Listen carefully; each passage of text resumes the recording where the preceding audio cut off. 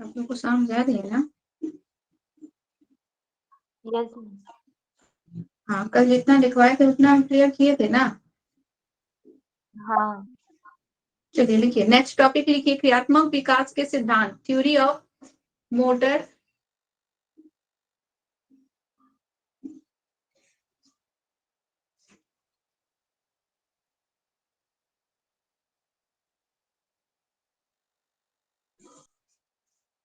क्रियात्मक विकास के सिद्धांत, theory of motor development, theory of motor development. ठीक है, इसका नंबर 1 पॉइंट लिखिए। नंबर 1,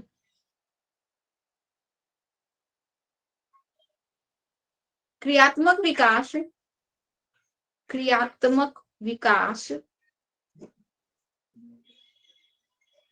मांसपेशियों तथा तंत्रिकाओं की परिपक्वता पर निर्भर करता है। क्रियात्मक विकास मांसपेशियों तथा तंत्रिकाओं की परिपक्वता पर निर्भर करता है।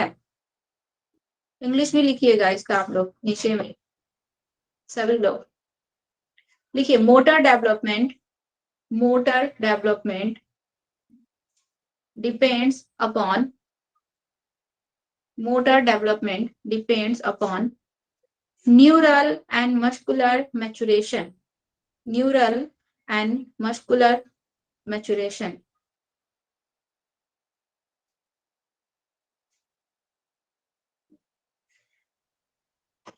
क्रियात्मक विकास मांसपेशियों तथा तंत्रिकाओं की परिपक्वता पर निर्भर करता है। Motor development depend upon neurals and maturations, muscular maturations. Second number point लिखिए, किसी भी क्रियात्मक निपुणता को तब तक नहीं सीखा जा सकता,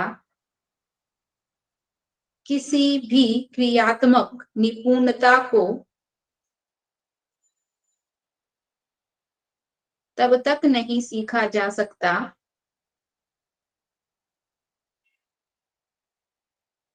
जब तक बालक, जब तक बालक उसे पूर्ण रूप से करने के लिए, जब तक बालक उसे पूर्ण रूप से करने के लिए परिपक्व ना हो जाए।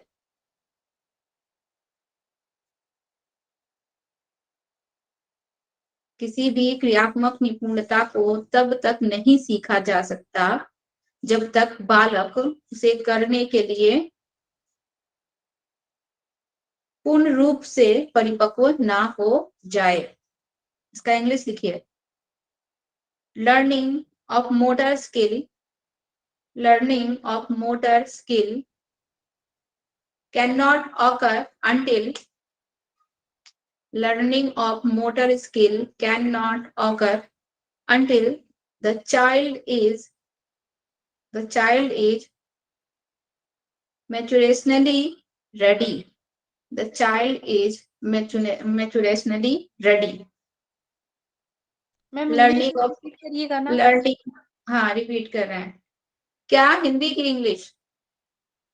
English ma'am. Learning of motor skill, learning of motor skill cannot occur until the child is, until the child is maturationally ready. Ma'am आवाज नहीं आ रही है। साउंड नहीं आ रहा है, बाकी आप लोगों को आ रहा है मैम। निधि जी आपकी तरफ कुछ प्रॉब्लम होगा, अभी भी नहीं आ रहा बहुत है? धीरे आ निधि रहा है मैम। बहुत धीरे आ रहा है। निधि आप, दीदी जी आपकी तरफ कुछ प्रॉब्लम होगा, यहाँ तो सभी को साउंड सही जा रहा है ना? यस मैम, साउंड ठीक आ रहा हूँ, ज्वाइन करने बोलिए। आप निधि जी एक बार रीज्वाइन कीजिए, लीव ओके। ठीक है, हो गया। थर्ड पॉइंट बोले, लिखिए क्रियात्मक विकास के लिए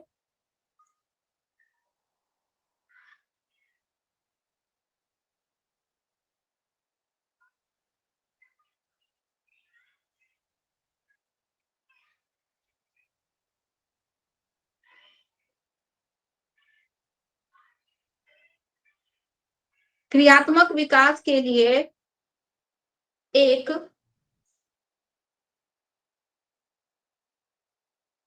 पूर्ण नुमे, क्रियात्मक विकास के लिए एक पूर्ण नुमे प्रेडिक्टेबल पैटर्न होता है। ब्रैकेट में उसका इंग्लिश लिख दीजिए, पूर्ण नुमे का हो जाएगा प्रेडिक्टेबल पैटर्न। क्रियात्मक विकास के लिए एक पूर्ण नुमे प्रेडिक्टेबल पैटर्न होता है। इसका इंग्लिश लिखिए, motor development follow a predictable pattern. Motor development follow a predictable pattern.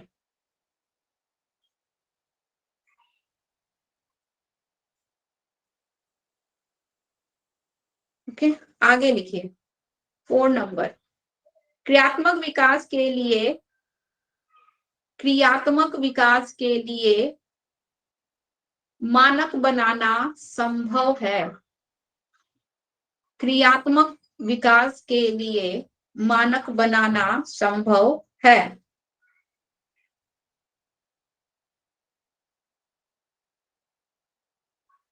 क्रियात्मक विकास के लिए मानक बनाना संभव है। It is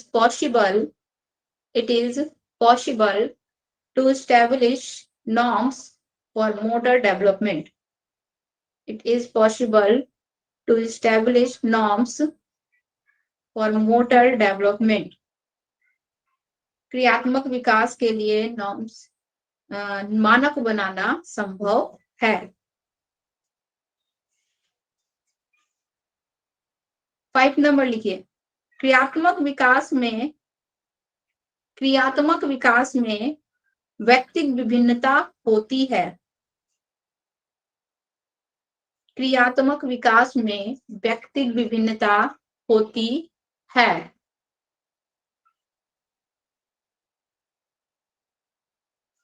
क्रियात्मक विकास में व्यक्तिगत विभिन्नता होती है। There are individual difference in motor development.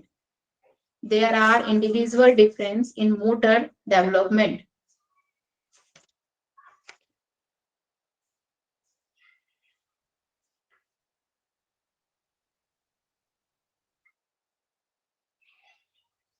Six number लिखिए, क्रियात्मक रिपीट कीजिए madam. There are individual differences in motor development. हाँ।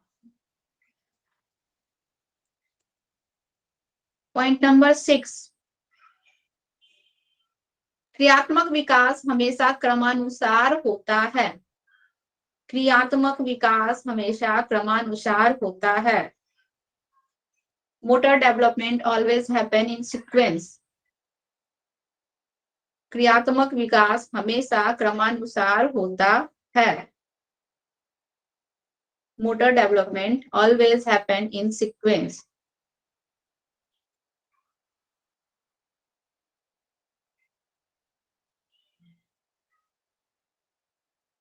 इसको डील कर लीजिए, ये लास्ट 6 वाला पॉइंट है ना,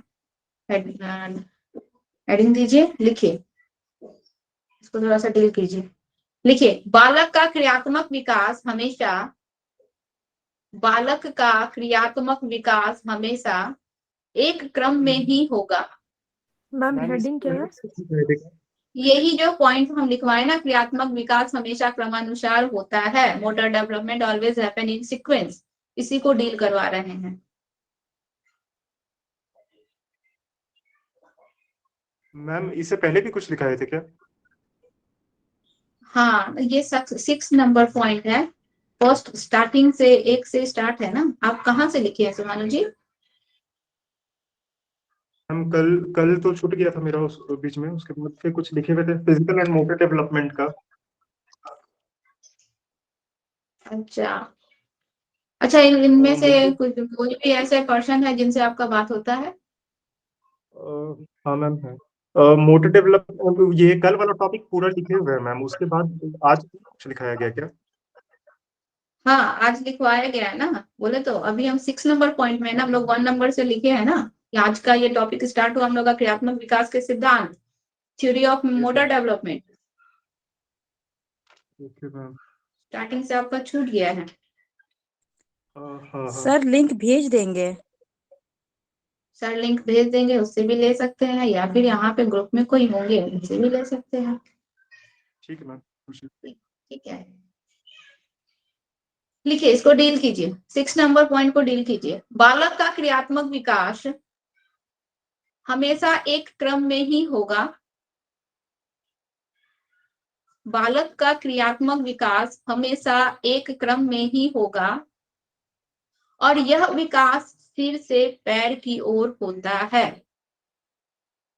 और यह विकास सिर से पैर की ओर होता है। ठीक है, यानी सबसे पहले बालक का सिर विकसित होगा, यानी सबसे पहले बालक का सिर विकसित होता है।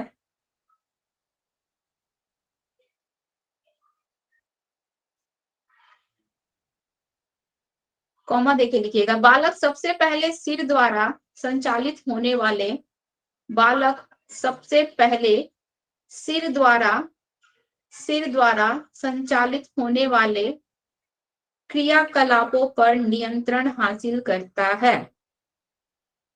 बालक सबसे पहले सिर द्वारा संचालित होने वाले क्रियाकलापों पर नियंत्रण हासिल करता है, कॉमा, फिर उसका विकास उसके धड़ में होगा, धड़ से होगा, फिर उसका विकास उसके धड़ से होगा,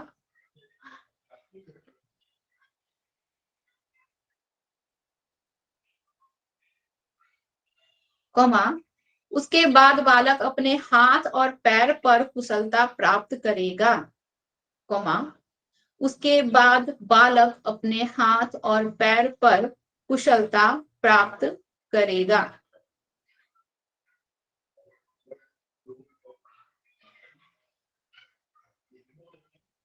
कुशलता प्राप्त करेगा और इसके बाद वह अपनी उंगलियों पर कुशलता प्राप्त करेगा।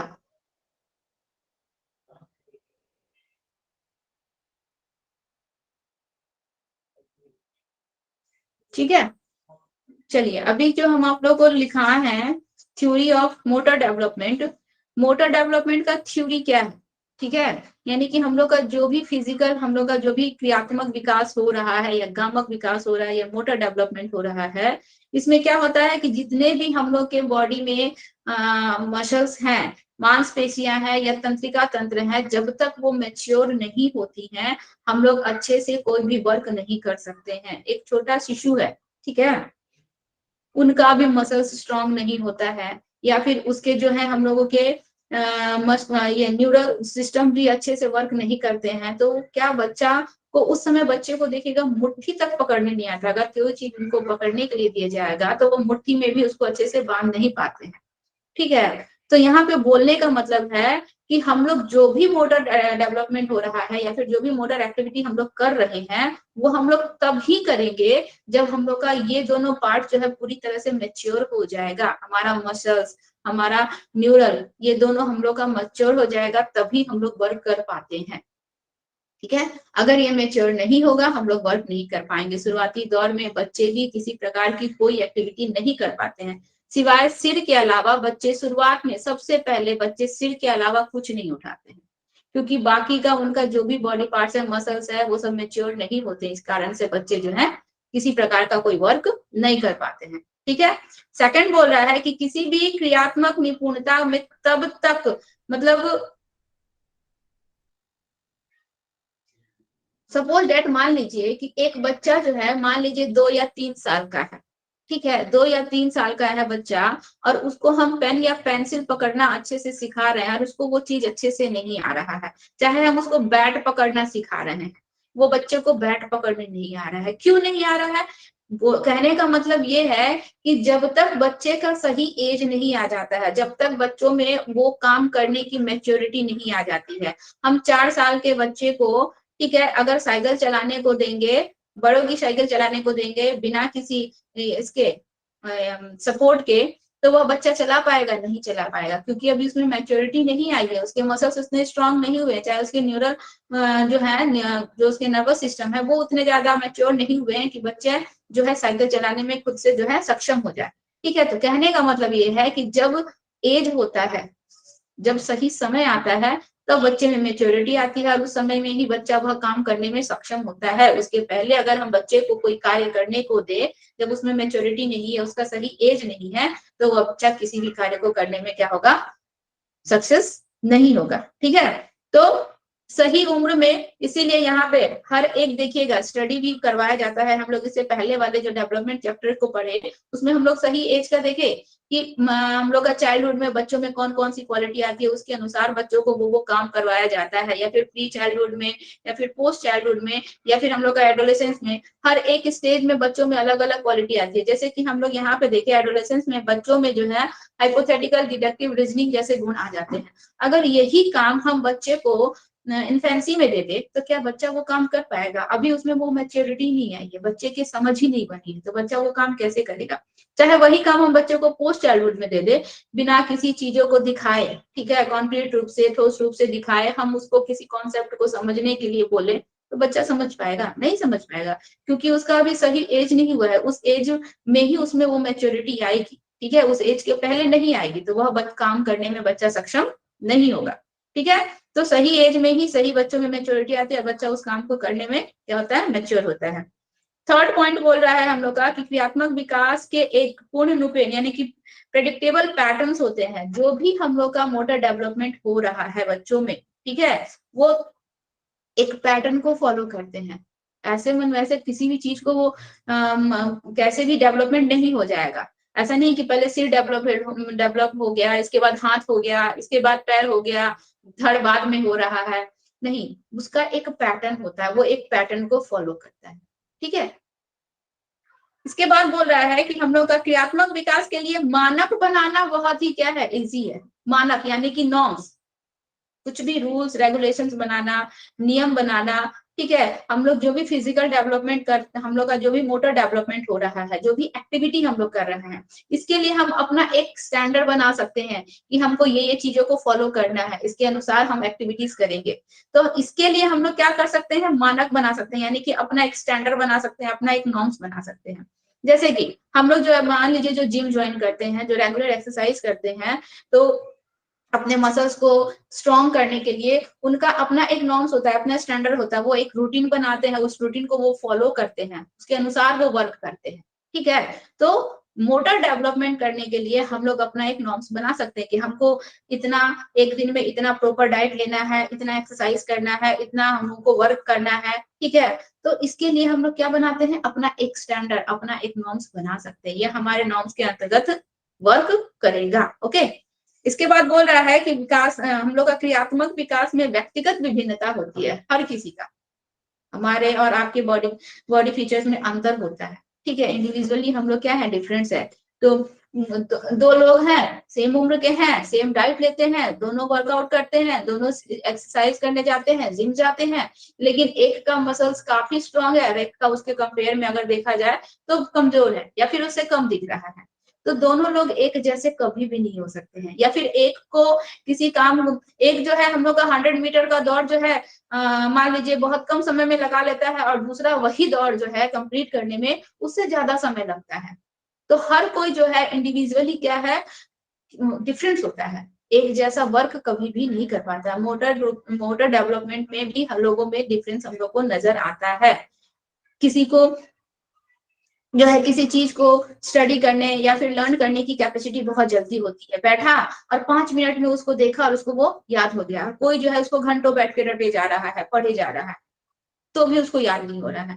तो हर किसी का वर्क करने का कैपेसिटी या फिर उनका जो फिजिकल वर्क करने की कैपेसिटी होती है वो अलग होती है, चाहे वो मेंटली हो, फिजिकली हो, जो भी हो, हर कोई जो है एक दूसरे से क्या होता है, इंडिविजुअल होता है, हर चीज उनसे डिफरेंट रहेगा। थोड़ा बहुत डिफरेंस रहेगा, लेकिन डिफरेंस रहेगा, सेम कभी भी नहीं होगा। 6 नंबर पॉइंट है हम लोग का, क्रियात्मक विकास हमेशा क्रमानुसार होता है, यानी कि सीक्वेंस में जाता है। जैसे कि इसमें एग्जांपल के साथ पूरा दिया हुआ है कि सबसे पहले बालक क्या होगा, सिर डेवलप करेगा। सिर में जितने भी हम लोग के सेंस ऑर्गन है, आंख, नाक, कान, जीभ, त्वचा, ये सब जो है, ये ऑर्गन पहले काम करना शुरू करेगा। इसके बाद वो डेवलपमेंट कहाँ होगा, बच्चे के धड़ में होगा, ठीक है। धड़ के बाद हाथ पैर में जाएगा, और हाथ पैर के बाद फिर छोटे छोटे पार्ट, उंगलियों पर कंट्रोल करना या फिर उंगलियों से किसी चीज को पकड़ना, ये सब चीज बच्चा सीखेगा। तो ये एक सीक्वेंस में जाता है, ठीक है। माता के गर्भ में भी जब बच्चा माता के पेट में रहता है, उसमें भी सबसे पहले बच्चे का सिर विकसित होता है, सिर बनता है। इसके बाद उसके फिर धड़ बनते हैं, इसके बाद फिर हाथ पैर आते हैं, इसके बाद उसमें छोटी छोटी उंगलियों का ग्रोथ होता है। तो वहां पे भी जो ये हम लोग का सीक्वेंस है ना, ये इसी क्रम में चलता है। तो बच्चे का जो डेवलपमेंट होता है, ये इसी सीक्वेंस में चलेगा, क्रमानुसार चलेगा। विकास जैसे हम लोग का क्रमानुसार होता है, क्रम के अनुसार होता है। जैसे हम लोग पहले इन्फेंसी में आते हैं, इसके बाद हम लोग प्री चाइल्डहुड, फिर पोस्ट चाइल्डहुड, फिर हम लोग का एडोलेसेंस, फिर हम लोग का ये एडल्ट एज। उसी तरीके से विकास के साथ साथ मोटर डेवलपमेंट भी एक सीक्वेंस में जाता है, ठीक है। इसमें कुछ प्रॉब्लम नहीं होगा, मैम इतना 4 में वाला कोई दोबारा प्रॉब्लम। समझा दीजिए ना। कौन सा वाला? फॉर्म वाला 4 वाला मैम, जिसमें मानक बनाना संभव है, वो वाला। मानक का मानक बनाने का मतलब होता है स्टैंडर्ड नॉर्म्स। हम अपने अनुसार कुछ रूल रेगुलेशंस बना लिए और हम उसी रूल रेगुलेशंस को फॉलो कर रहे हैं, ठीक है। जैसे कि बच्चा सपोज दैट कोई बच्चा जब स्कूल में जाता है, तो उस बच्चे को एक मानक फॉलो करना पड़ता है। स्कूल का अपना रूल रेगुलेशंस होता है, आपको इस टाइम पे स्कूल आना है, आपको ऐसे इतने इतने टाइम पे क्लासेस लेना है, होमवर्क्स करने हैं, ये एक्टिविटीज करनी है। ये स्कूल का एक मानक है, स्कूल का एक नॉर्म्स बना हुआ है, रूल रेगुलेशंस बना हुआ है, जिसको बच्चे क्या करते हैं, फॉलो करते हैं। या फिर स्कूल का एक स्टैंडर्ड लैंग्वेज है, ठीक है, उसको बच्चे क्या करते हैं, फॉलो करते हैं। उसी तरीके से यहाँ पे हम लोग अपने मोटर डेवलपमेंट को, अपने ये बॉडी को, या फिर हम लोग अपने ये क्या बोल रहे हैं इसको, अपने मसल्स को, या फिर अपने नर्वस सिस्टम को, इन सबको स्ट्रॉन्ग करने के लिए, या इन सबको बहुत ज्यादा इसमें मैच्योरिटी लाने के लिए क्या करते हैं, एक नॉर्म्स बनाते हैं। हम लोग जिम जा रहे हैं, एक्सरसाइज कर रहे हैं, हम लोगों ने अपने लिए एक नॉर्म्स बना लिया, पूरे दिन का एक रूटीन बना लिया। सुबह उठना है, वर्कआउट करना है, ठीक है, जूस पीना है, जिम जाना है, इसके बाद आना है, तो फिर कुछ रेस्ट करना है। तो हम लोगों ने क्या किया, पूरे दिन का एक अपना एक रूटीन बना लिया, उस रूटीन को हम लोग फॉलो करते हैं। तो हम लोग इसके लिए क्या बना सकते हैं, एक नॉर्म्स बना सकते हैं। जैसे कि देखिएगा, जितने भी बॉडी लिफ्टर्स होते हैं, या फिर जो भी एक्सरसाइज करते हैं, या फिर जो अपना मसल्स बनाते हैं, वो अपने लिए अपना एक रूटीन बना लेते हैं और उसी को फॉलो करते हैं। उसके अनुसार वो अपने मसल्स को ज्यादा स्ट्रॉन्ग बनाते हैं, या फिर बाकी जितने भी बॉडी ऑर्गन्स है उन सबको ज्यादा स्ट्रॉन्ग बनाते हैं। तो वो क्या करते हैं, किसी ना किसी रूल रेगुलेशंस को ना फॉलो करते हैं। तो ये हमारा नॉर्म्स कहलाता है, रूल रेगुलेशंस, जो हमारे द्वारा बनाया गया है, ठीक है, जो नेचुरल नहीं है, जो हम ह्यूमंस के द्वारा, चाहे हमारे खुद के द्वारा बनाया गया है, और उसको फॉलो करके हम क्या कर रहे हैं, अपने बॉडी के मसल्स को मैच्योर बना रहे हैं, या फिर उसमें मैच्योरिटी ला रहे हैं, या फिर हम उसको बहुत ज्यादा स्ट्रॉन्ग बना रहे हैं। समझ में आया? वो हमारे अनुसार है। हम चाहे तो अपने नॉर्म्स को, अपने रूल रेगुलेशंस को चेंज कर सकते हैं, बदल सकते हैं। तो यहाँ पे हम लोग मोटर डेवलपमेंट के लिए अपने लिए एक नॉर्म्स बनाते हैं। ये किसी मानक के अंतर्गत भी किया जा सकता है, किसी ना किसी। जैसे कि बच्चे, छोटे बच्चे, फॉर एग्जाम्पल छोटा बच्चों का भी एक नॉर्म्स बना होता है। जब बच्चे जन्म लेते हैं तो उनका भी एक रूटीन बना होता है कि इतने बजे नहलाना है, इतने बजे मालिश करनी है, इतने बजे इसको सुलाना है, इतने बजे। वो हमारे नॉर्म्स के अनुसार ही ना बच्चे का फिजिकल डेवलपमेंट हो रहा है, ठीक है। अगर उस बच्चे का केयर नहीं किया जाएगा, अगर उस बच्चे को टाइमली फीड नहीं करवाया जाएगा, या फिर उसको टाइमली मालिश नहीं किया जाएगा, तो उस बच्चे का ग्रोथ कहीं ना कहीं इफेक्टेड होगा, सही से उसका ग्रोथ नहीं होगा, ठीक है। तो वो भी हमारे नॉर्म्स के अनुसार ही बच्चा का फिजिकल डेवलपमेंट हो रहा है। समझ में आया? Yes ma'am. चलिए आगे इसको कंप्लीट कर देंगे, इसमें कुछ नहीं है। नेक्स्ट पॉइंट लिखिए, हेडिंग दीजिए, हेडिंग दीजिए गात्यात्मक विकास, गात्यात्मक विकास या गात्यात्मक कौशल, गात्यात्मक विकास या गात्यात्मक कौशल, मोटर डेवलपमेंट, मोटर डेवलपमेंट और मोटर स्किल, मोटर डेवलपमेंट और मोटर स्किल।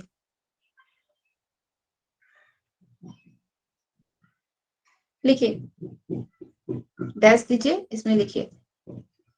देखिए, गात्यात्मक विकास में हाथों, गात्यात्मक विकास में हाथों, कॉमा, पैरों और शरीर के अन्य मांसपेशियों के,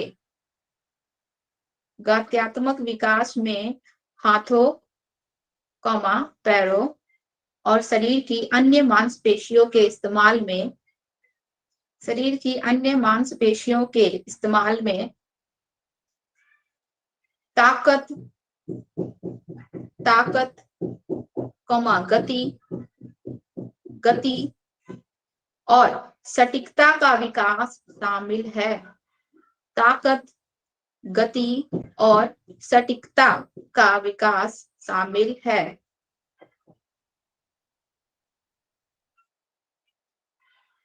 जिसकी वजह से हमारी कार्य कुशलता बढ़ जाती है, जिसकी वजह से हमारी कार्य कुशलता बढ़ जाती है।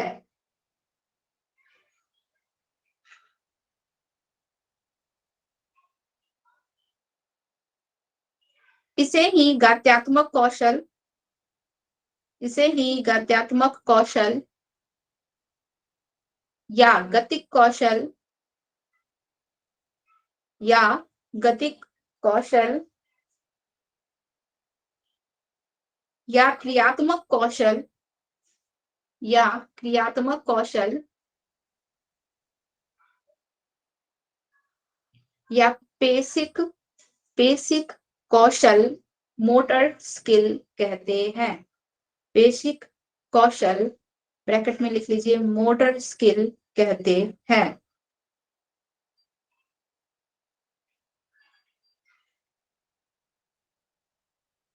ठीक है, लिखिए, जैसे, जैसे सिर और आंखों का, सिर और आंखों का संचलन,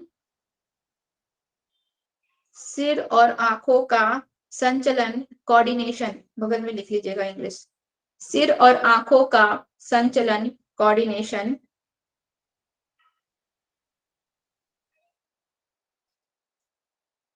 कॉमा, वस्तुओं का हस्त कौशल, वस्तुओं का हस्त कौशल, हैंड स्किल, वस्तुओं का हस्त कौशल, कॉमा, बैठना, खड़े होना, चलना, कूदना, सब कॉमा देके लिखते जाइएगा। बैठना, खड़े होना, चलना, कूदना, चढ़ना, डांस करना, लिखना इत्यादि। ये सब क्या है, हमारे गात्यात्मक कौशल है। इसमें क्या है, हमारा बॉडी एक्टिव है, कोई ना कोई काम कर रहा है, चल रहे हैं तो भी एक्टिव है, दौड़ रहे हैं तो भी एक्टिव है, लिख रहे हैं तो भी एक्टिव है। ठीक है, ये सब हमारे एक्टिव वर्ड है।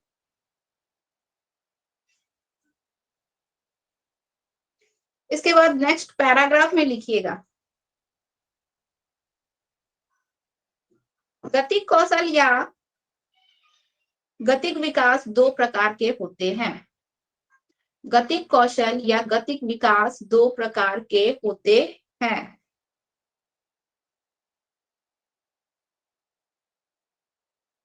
ठीक है, नंबर 1 लिखिए, स्थूल गतिक कौशल, आधा श, थ में बड़ी ऊ की मात्रा और ल, स्थूल गतिक कौशल, ग्रॉस मोटर डेवलपमेंट, स्थूल गतिक कौशल, gross, GROSS, gross motor development.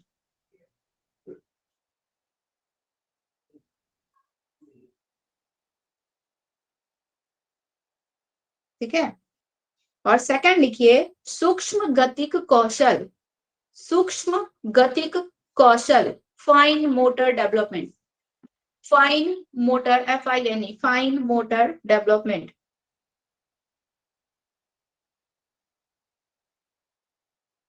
Fine motor development.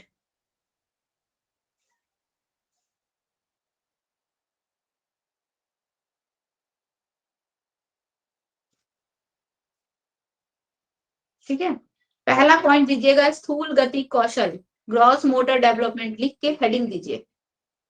स्थूल गति कौशल ग्रॉस मोटर डेवलपमेंट लिखकर हेडिंग दीजिए।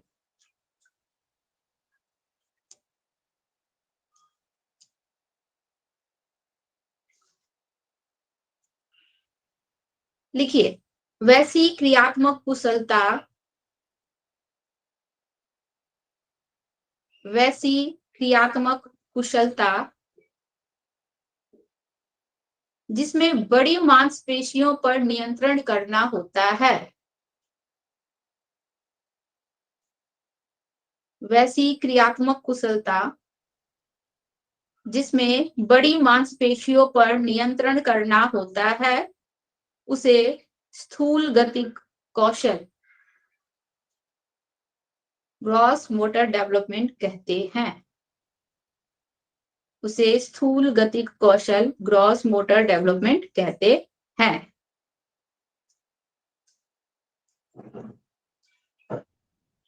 सेकंड नंबर पॉइंट लिखिए सूक्ष्म गतिक कौशल, फाइन मोटर डेवलपमेंट, सूक्ष्म गतिक कौशल, फाइन मोटर डेवलपमेंट।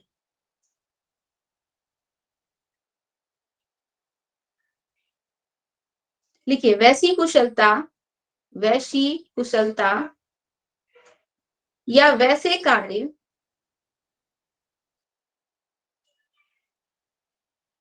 या वैसे कार्य जिसमें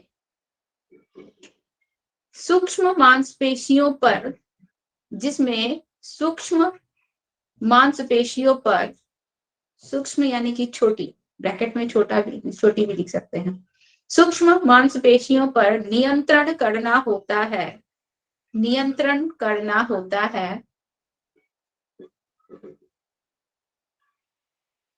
उसे सूक्ष्म गतिक कौशल, फाइन मोटर डेवलपमेंट कहते हैं।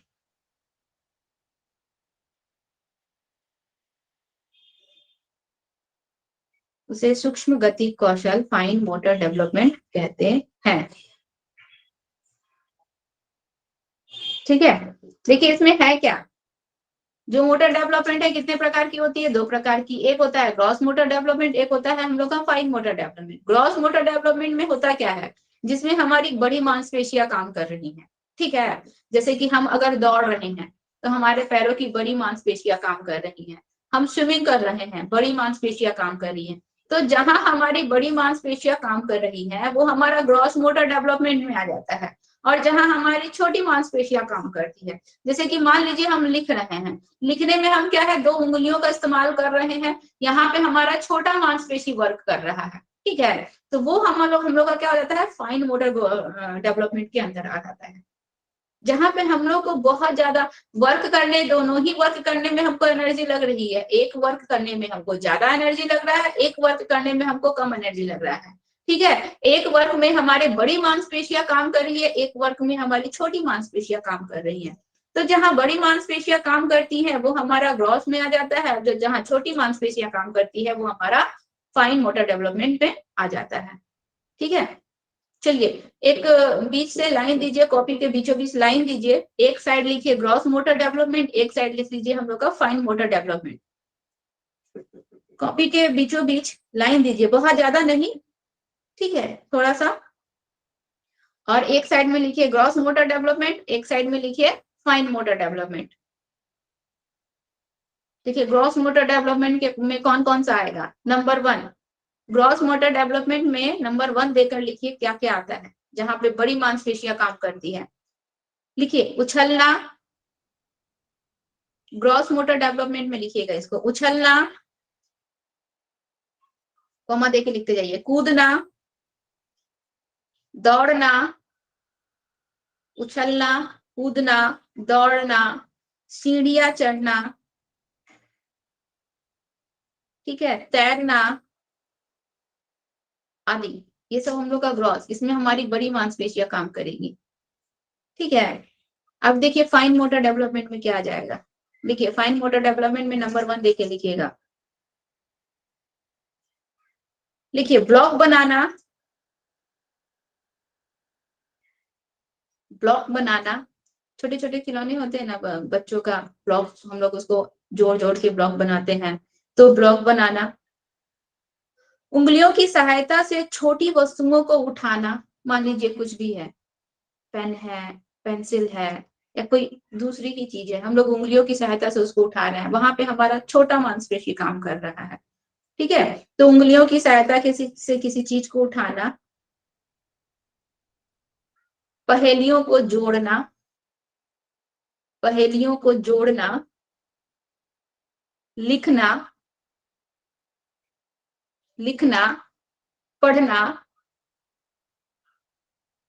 ठीक है, हम लोग अपनी आंख की पुतलियों को जो मूव करते हैं, यह भी हम लोग का फाइन मोटर डेवलपमेंट के अंतर्गत आ जाएगा। ठीक है, आदि, ये सब हम लोग का क्या है, इससे क्वेश्चन आता है। ठीक है, एक बच्चा कलम की सहायता से अपनी कॉपी, अपनी हैंडराइटिंग की कॉपी में कुछ लिख रहा है, यह क्या है हम लोग का, फाइन मोटर डेवलपमेंट है, ग्रॉस मोटर डेवलपमेंट है, या फिर दो और ऑप्शंस दे देगा।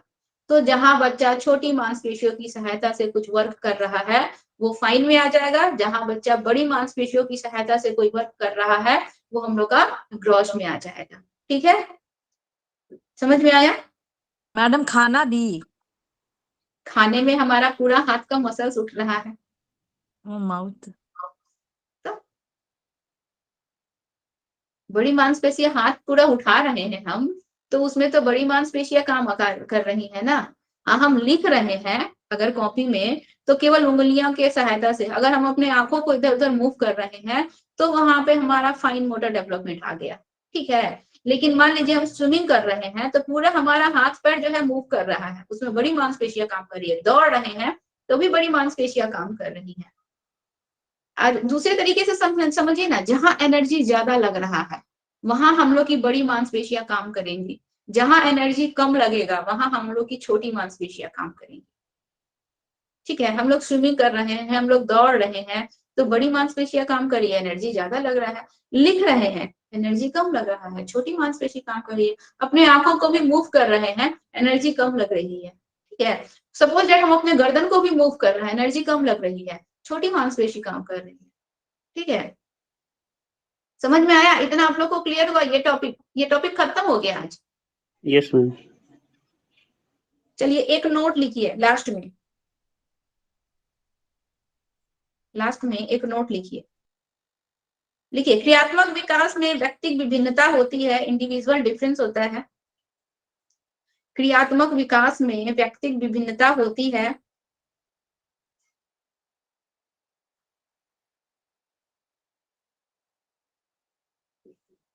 और यह एक क्रम सीक्वेंस का पालन करती है। क्रियात्मक विकास में व्यक्तिगत विभिन्नता होती है और यह एक क्रम का पालन करती है।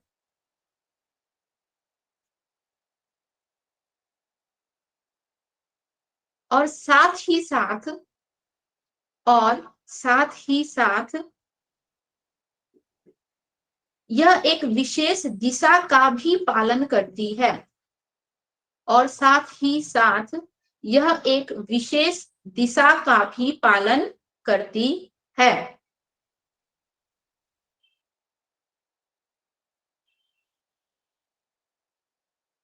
यानी कि यह स्थूल से सूक्ष्म की ओर जाती है।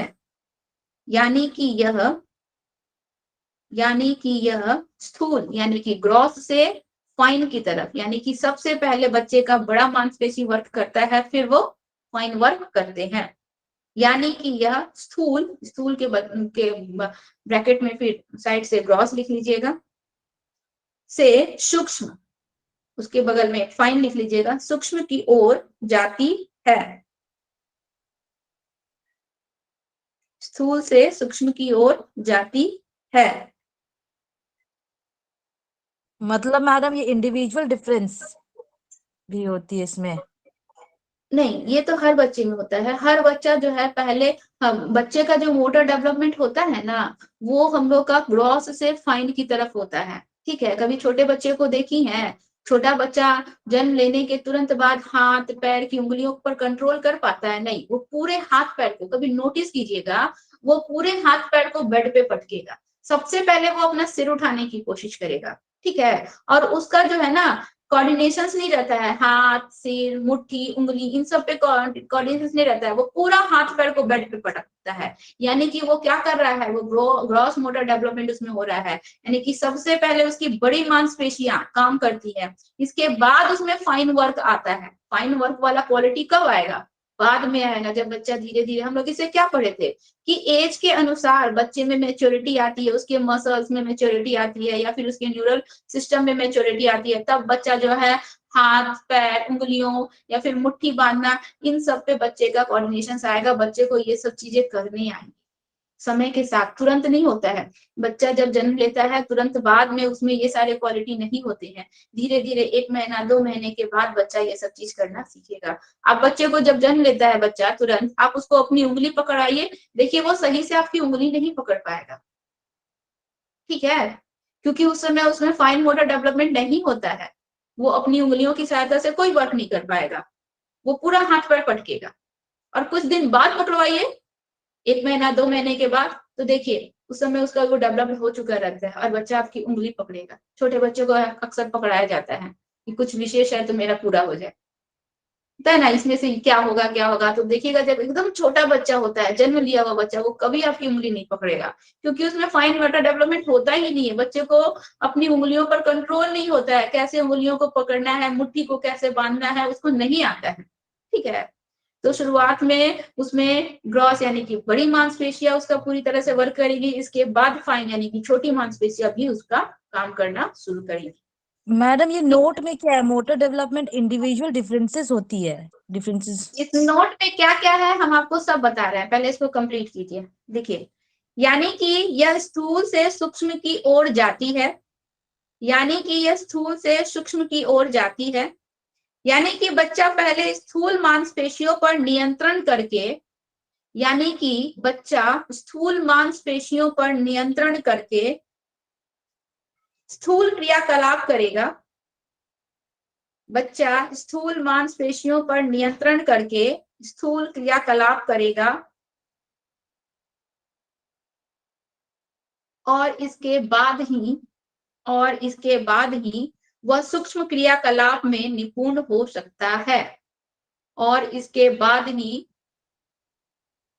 वह सूक्ष्म क्रियाकलाप में निपुण हो सकता है। चलिए, ये जो नोट है, ये नोट एक तरीके से इस पूरे टॉपिक में जो मेन क्वेश्चंस आ सकता है एग्जाम में, जो मेन क्वेश्चंस आ रहा है उसी पर दिया है। यानी कि मोटर डेवलपमेंट, देखिए क्वेश्चंस कहाँ से आता है। मोटर डेवलपमेंट हम लोग का इंडिविजुअल होता है, यहाँ से क्वेश्चन आता है जो कि इस नोट्स में दिया हुआ है। ठीक है, मोटर डेवलपमेंट हम लोग का ग्रॉस से फाइन की तरफ जाता है, जो कि इस नोट्स में दिया हुआ है। पहले बच्चे का ग्रॉस में क्या होगा? हाँ सुभानु जी कहिए। मैम लास्ट वन छूट गया था, इसके बाद ही वह सूक्ष्म क्रियाकलाप में निपुण हो पाएगा, निपुण हो पाएगा।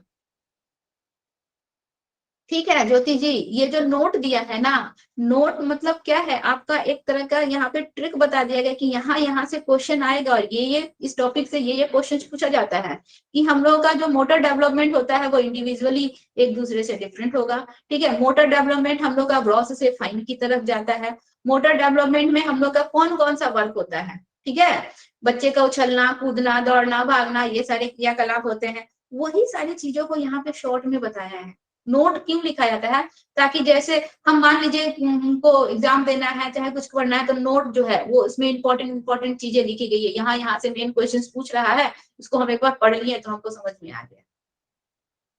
ठीक है, यहाँ से आपका 3 से 4 क्वेश्चन बन रहा है। ऐसे क्वेश्चन आता है। एक बार हम टेस्ट दिए थे तो क्वेश्चन बना था, एग्जाम दिए थे तो, कि वो आप लोग को जो एग्जाम्पल नहीं बताया कि बच्चा जो है अपनी उंगलियों की सहायता से लिखने की कोशिश कर रहा है, ये कौन सा डेवलपमेंट है, ग्रॉस मोटर डेवलपमेंट है या फाइन मोटर डेवलपमेंट है, इससे क्वेश्चन आया था। ठीक है, इससे क्वेश्चन आता है। इसके बाद बच्चे का जो मोटर डेवलपमेंट होता है वह कैसे होता है, हम लोग का ग्रॉस से फाइन की तरफ जाता है, फाइन से ग्रॉस की तरफ जाता है, या फिर हम लोग का क्या हो जाएगा, कुछ अदर दे देगा। तो हम लोग को पता है कि बच्चे का डेवलपमेंट कैसे होता है, पहले ग्रॉस में होगा फिर फाइन में जाएगा। पहले बच्चे पूरे मांसपेशियों को अपना कंट्रोल करना सीखेंगे, इसके बाद जो है छोटी छोटी मांसपेशियों पर कंट्रोल करना सीखेंगे। 2 क्वेश्चन बना, 3 क्वेश्चन बना। इसके बाद एक और क्वेश्चन कि जो बच्चों में जो ग्रॉस डेवलपमेंट हो रहा है, हम लोग का मोटर डेवलपमेंट हो रहा है, वो एक सीक्वेंस के अनुसार चलता है। जैसे कि हम लोग यहाँ पे देखे थे ना, सबसे पहले सिर में जो भी सेंस ऑर्गन है, आंख, नाक, जीभ, त्वचा, इन सब पे कंट्रोल, इसके बाद धड़, इसके बाद हाथ पैर, इसके बाद उंगलियों पर। नोटिस की, उंगलियां यानी कि क्या है, छोटी मांसपेशियां हैं, फाइन मोटर डेवलपमेंट में आ रहा है। जितनी बड़ी बड़ी मांसपेशियां हैं पहले वो डेवलप कर गई, इसके बाद हम लोग का फाइन मोटर डेवलपमेंट हो रहा है। समझ में आया? ज्योति जी डाउट है? No ma'am. ये No, टॉपिक आप लोग का कंप्लीट हो गया, motor development and physical development वाला टॉपिक कंप्लीट हो गया। अगर आप लोगों को इसमें कुछ डाउट है, कोई क्वेश्चन है तो पूछिए।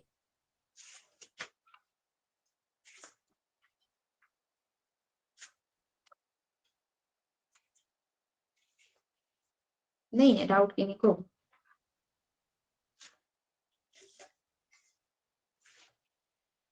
नहीं है तो ठीक है, नेक्स्ट टॉपिक स्टार्ट करते हैं। ठीक है, चलिए लिखिए, नेक्स्ट टॉपिक लिखिए, वंशानुक्रम तथा वातावरण। ये अगला टॉपिक है। डेवलपमेंट एक अलग टॉपिक था, वो कंप्लीट हो गया। फिजिकल एंड मोटर डेवलपमेंट अलग टॉपिक था, वो कंप्लीट हो गया। ये थर्ड टॉपिक है, वंशानुक्रम तथा वातावरण। इंग्लिश में या बताइए ना मैडम। हम क्या बोल रही हैं ज्योति जी? इंग्लिश में बताइए ना।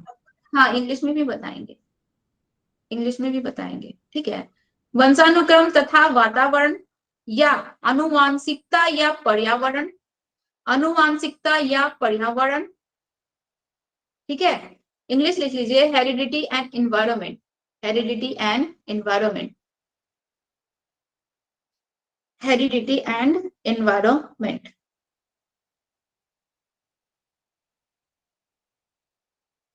ठीक है,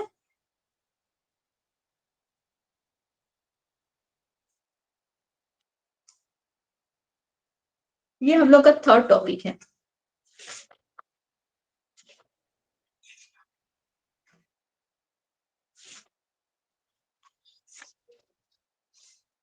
फरवरी चल रहा है ना, मार्च, अप्रैल, अप्रैल तक ऑलमोस्ट हम लोगों को लगभग लैंग्वेज छोड़ के सारा टॉपिक कंप्लीट कर लेना है, क्योंकि जितना ज्यादा आप लोग प्रीवियस ईयर क्वेश्चंस का प्रैक्टिस करेंगे उतना ज्यादा क्वेश्चन समझने में इजी होगा, क्योंकि क्वेश्चंस बहुत घुमा कर देता है। जैसे लिखा हुआ है वैसे क्वेश्चन नहीं देता है, क्वेश्चन बहुत घुमा कर देता है। ठीक है, तो प्रीवियस ईयर क्वेश्चंस का प्रैक्टिस बहुत जरूरी है।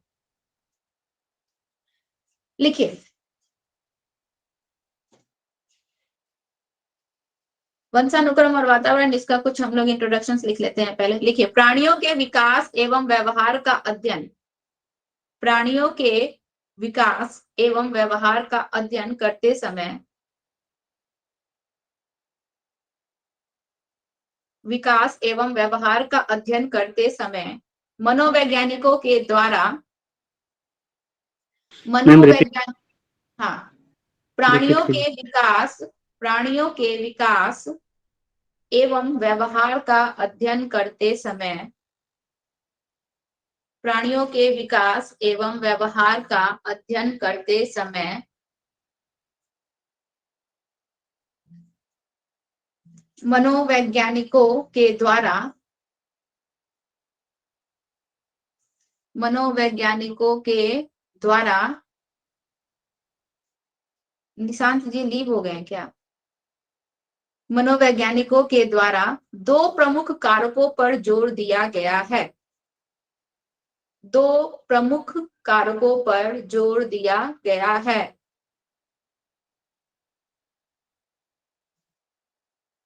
कारको, कारकों, फैक्टर, बगल में लिख लीजिए फैक्टर, 2 प्रमुख कारकों, फैक्टर पर जोर दिया गया है। आगे लिखिए, ये दो कारक, ये दो फैक्टर वंशानुक्रम तथा वातावरण, हेरिडिटी एंड एनवायरनमेंट है। ये 2 फैक्टर वंशानुक्रम तथा वातावरण, हेरिडिटी एंड एनवायरनमेंट है।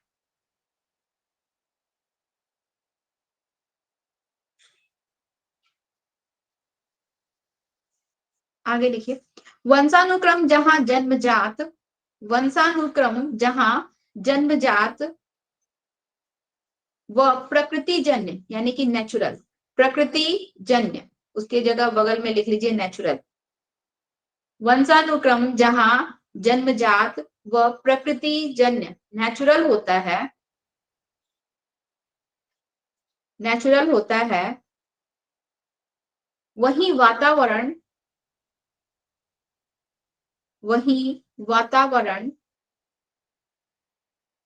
परिवेश जनित होता है, वही वातावरण परिवेश जनित होता है।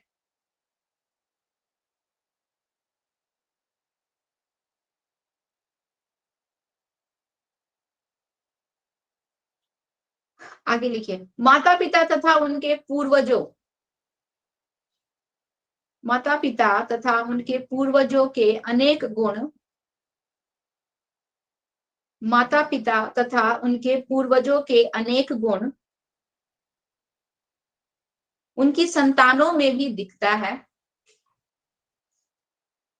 माता पिता तथा उनके पूर्वजों के अनेक गुण उनकी संतानों में भी दिखता है।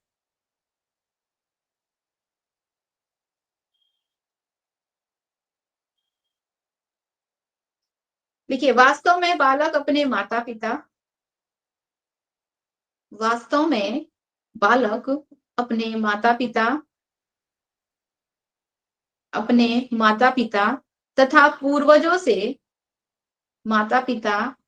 तथा पूर्वजों से अनेक शारीरिक, फिजिकल, वास्तव में बालक अपने माता पिता तथा पूर्वजों से अनेक शारीरिक, मानसिक, mental, physical, mental, social, emotional, ठीक है, शारीरिक, मानसिक, सामाजिक, संवेगात्मक, इमोशनल, संवेगात्मक का इमोशनल हो जाएगा, संवेगात्मक आदि गुण प्राप्त करते हैं।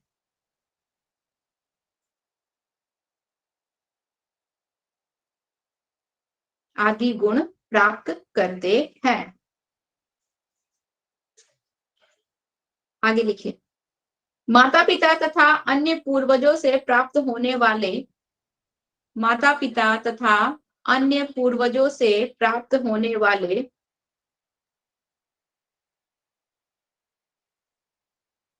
जन्मजात गुणों को ही वंशानुक्रम, माता पिता तथा अन्य पूर्वजों से प्राप्त होने वाले जन्मजात गुणों को ही वंशानुक्रम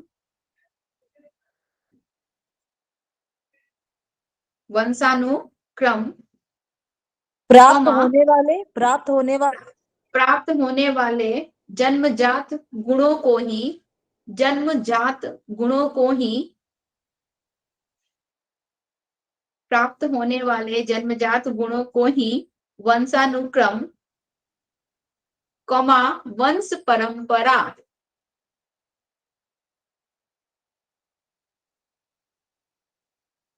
ठीक है, वंशानुक्रम, कॉमा, वंश परंपरा, कॉमा, पैतृकता, पैटर्नल, पैतृकता, पैटर्नल,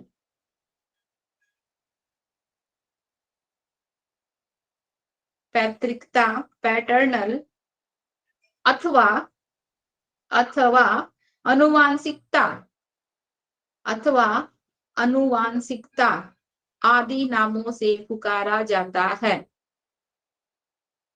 अथवा अनुवांशिकता आदि नामों से पुकारा जाता है। आदि नामों से पुकारा जाता है।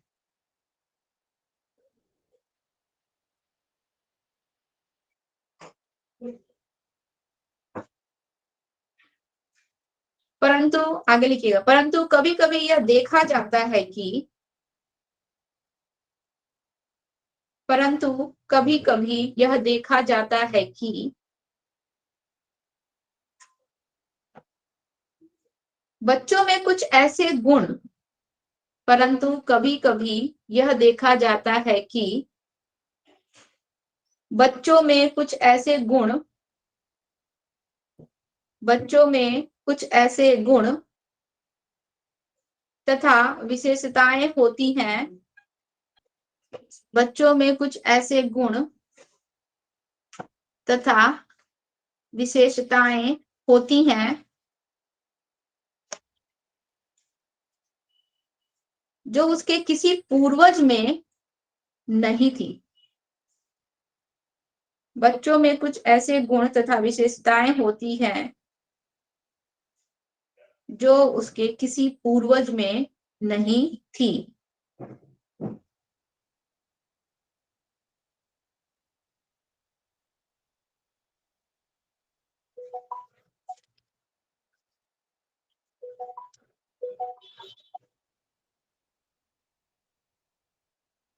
जैसे जैसे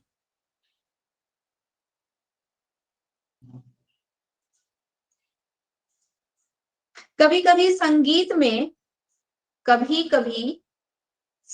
में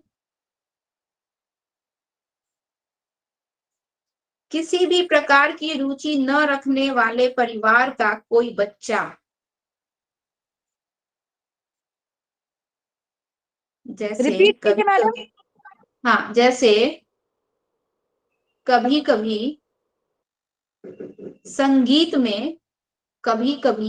संगीत में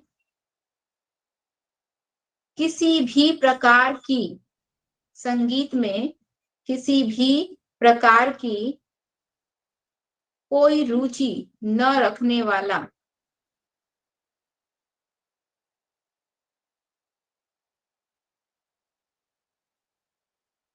किसी भी प्रकार की कोई रुचि न रखने वाला परिवार का कोई बच्चा कोई रुचि न रखने वाला परिवार का कोई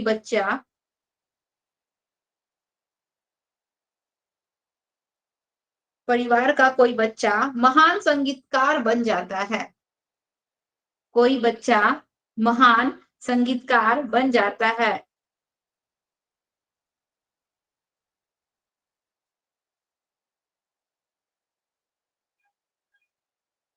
महान संगीतकार बन जाता है। अथवा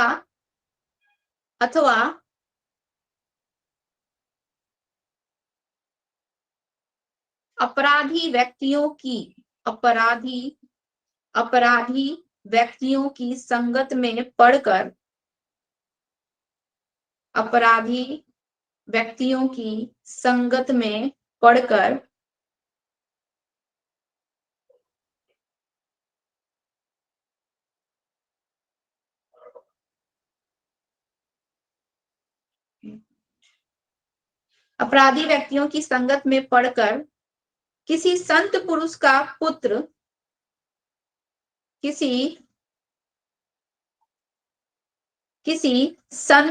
का पुत्र अपराधी बन जाता है। मनीष सर, आप यहाँ पे ग्रुप में प्रेजेंट है?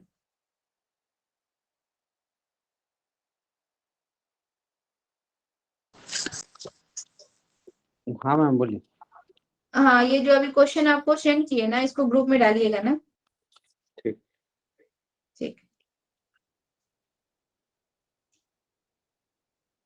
ठीक है। संत पुरुष का पुत्र अपराधी बन जाता है ठीक है, ऐसा प्राय वातावरण के प्रभाव से संभव होता है। ऐसा प्राय वातावरण के प्रभाव से संभव होता है।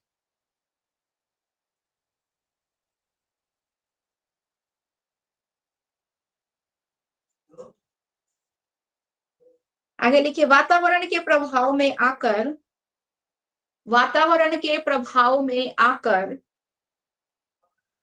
व्यक्ति अपने परिवार के सदस्य से वातावरण के प्रभाव में आकर व्यक्ति अपने परिवार के सदस्य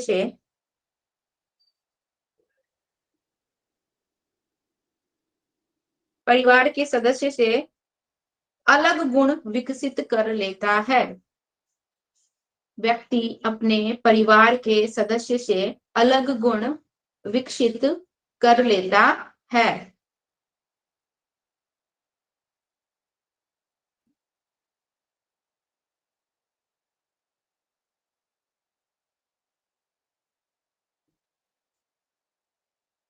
ठीक है, आगे लिखिए, बालक के विकास में वंशानुक्रम तथा वातावरण का क्या प्रभाव है? बालक के विकास में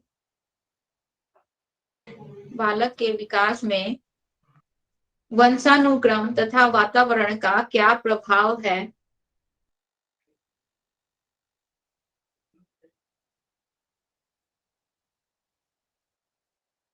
इसे जानने के लिए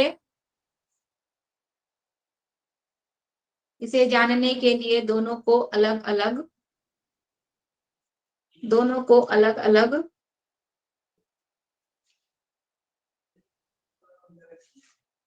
समझते हैं। ठीक है, वंशानुक्रम तथा वातावरण के विकास में बालक के विकास में वंशानुक्रम तथा वातावरण का क्या प्रभाव है, इसे जानने के लिए दोनों को अलग अलग समझते हैं। ठीक है, इसके बाद हेडिंग दीजिए वंशानुक्रम, हेरिडिटी। इसके बाद हम लोग का दीजिए वंशानुक्रम, हेरिडिटी। ठीक है, चलिए सबसे पहले तो ये इंट्रोडक्शन था, कुछ था नहीं। इसमें बोल क्या रहा है कि वंशानुक्रम और वातावरण, यहाँ पे बोल रहा है कि किसी भी मानव का जो विकास हो रहा है, बच्चे का जो विकास हो रहा है, उसके विकास में हम लोग का उसके इन्वायरमेंट का और उसकी हेरिडिटी का, इन दोनों का ही बहुत बड़ा रोल होता है। ठीक है, बच्चा जो जन्म लिया उसका जो डेवलपमेंट हो रहा है उसमें उसके इन्वायरमेंट का भी उतना ही रोल है जितना उसकी हेरिडिटी का है। दोनों का हम लोग का समान महत्व है। तो एक मनोवैज्ञानिक है, उन्होंने क्या 2 कारक बताए हैं। वो 2 कारक क्या है हम लोग के? यही है, हेरिडिटी और इन्वायरमेंट। ये दोनों कारकों से बच्चे का विकास जो होता है वो संभव हो पाता है। अगर बच्चे कुछ बोल रहे हैं अजय जी? No ma'am. बच्चे का विकास किससे संभव हो पाता है? ये 2 हम लोग के ऐसे फैक्टर हैं जिसके कारण बच्चे का विकास होता है, बच्चे का डेवलपमेंट होता है। ठीक है, इन दोनों में से किसी एक की भी कमी हो जाए तो बच्चे का विकास क्या हो जाएगा? प्रभावित होगा, इफेक्टेड होगा। तो मनोवैज्ञानिकों ने इन दोनों को ही बच्चे के विकास के लिए इंपॉर्टेंट फैक्टर माना है। बोल रहा है कि हम लोग का वंशानुक्रम क्या होता है, ये जन्मजात या फिर ये नेचुरल है। ठीक है, हम लोग का जो वंशानुक्रम होता है, हम लोग अपने पूर्वजों से या फिर अपने माता पिता से डीएनए या फिर हेरिडिटी के रूप में जो भी गुण लाते हैं, कार्य करते हैं, वो क्या होता है? हम लोग का नेचुरल होता है। और प्रकृति के माध्यम से यानी कि एनवायरमेंट से हमारे अंदर जो भी गुण आ रहे हैं, जो भी क्वालिटी आ रही है, वो हम लोग का क्या है? वो परिवेश जन्य है, यानी कि जो हम लोग का एनवायरमेंटल से हमको वो मिलती है। ठीक है, हम आप लोग को आज केवल इतना इंट्रोडक्शन करवाएंगे, इसके बाद एक क्वेश्चन शेयर कर रहे हैं। ठीक है, उसमें से कुछ क्वेश्चन आप लोग कीजिए। इसके बाद हम लोग वंशानुक्रम नेक्स्ट क्लास में लिखेंगे।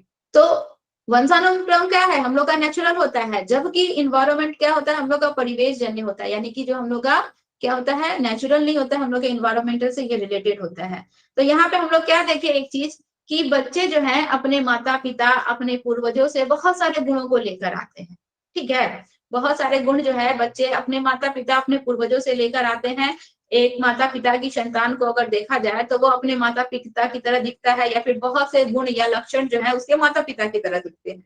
ठीक है, कभी कभी हम लोग क्या देखते हैं कि एक बच्चा ऐसा है जो माता पिता से बिल्कुल भिन्न है, उसके फैमिली में कोई भी संगीतकार नहीं है या फिर उसके फैमिली में कोई भी क्रिकेटर नहीं है, ठीक है, लेकिन वह बच्चा एक महान क्रिकेटर बन गया, वह बच्चा एक महान संगीतकार बन गया। तो ऐसा क्यों होता है? क्योंकि वह बच्चा अपने हेरिडिटी के से जो भी गुण लेकर आ रहा है, उसके साथ साथ उस जिस परिवेश में रह रहा है, उस परिवेश का भी प्रभाव उसके ऊपर पड़ता है। तो परिवेश से भी बच्चा बहुत सारे गुणों को अपने अंदर क्या करता है, एक्वायर करता है। बहुत सारे गुणों को बच्चा परिवेश से भी ग्रहण कर रहा है।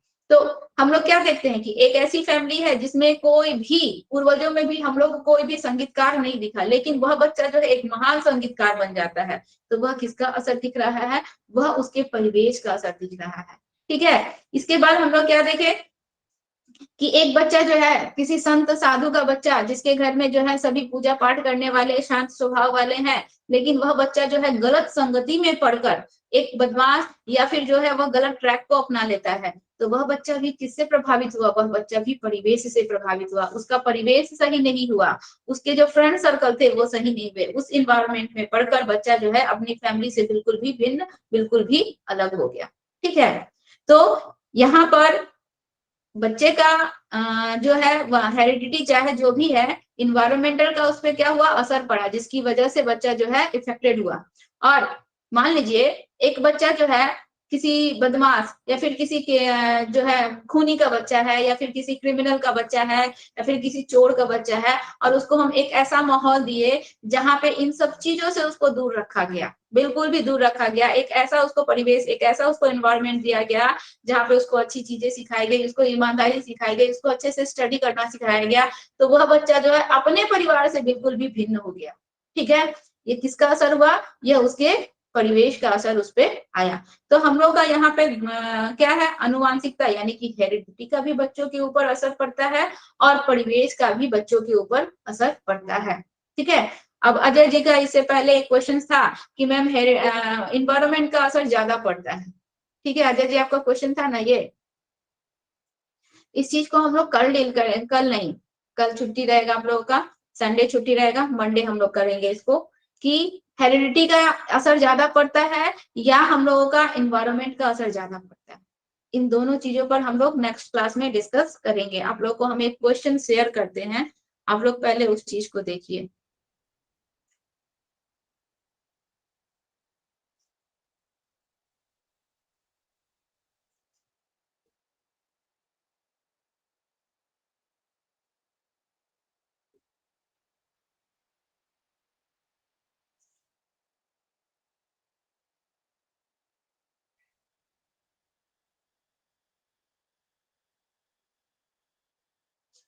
भेजे हैं सर ग्रुप में?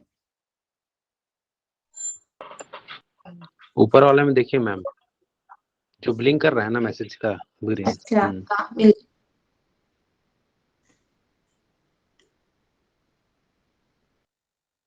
चलिए, आप लोग को क्वेश्चन दिख रहा है स्क्रीन पे? Yes ma'am. मैम हमको जूम करिएगा फिर। आप लोग खुद से भी जूम कर सकते हैं, देखिए करके सुभानु जी हो रहा है या नहीं? Yes ma'am.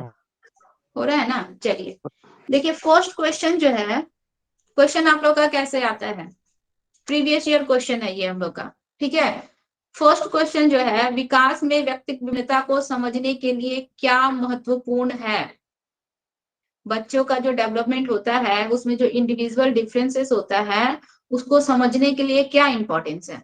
ऑप्शंस दिया हुआ है, पर्यावरणीय कारकों पर विचार करना जो लोगों को प्रभावित करते हैं, ठीक है, शरीर और दिमाग के परिपक्वन यानी कि मैच्योरेशंस पर विचार करना।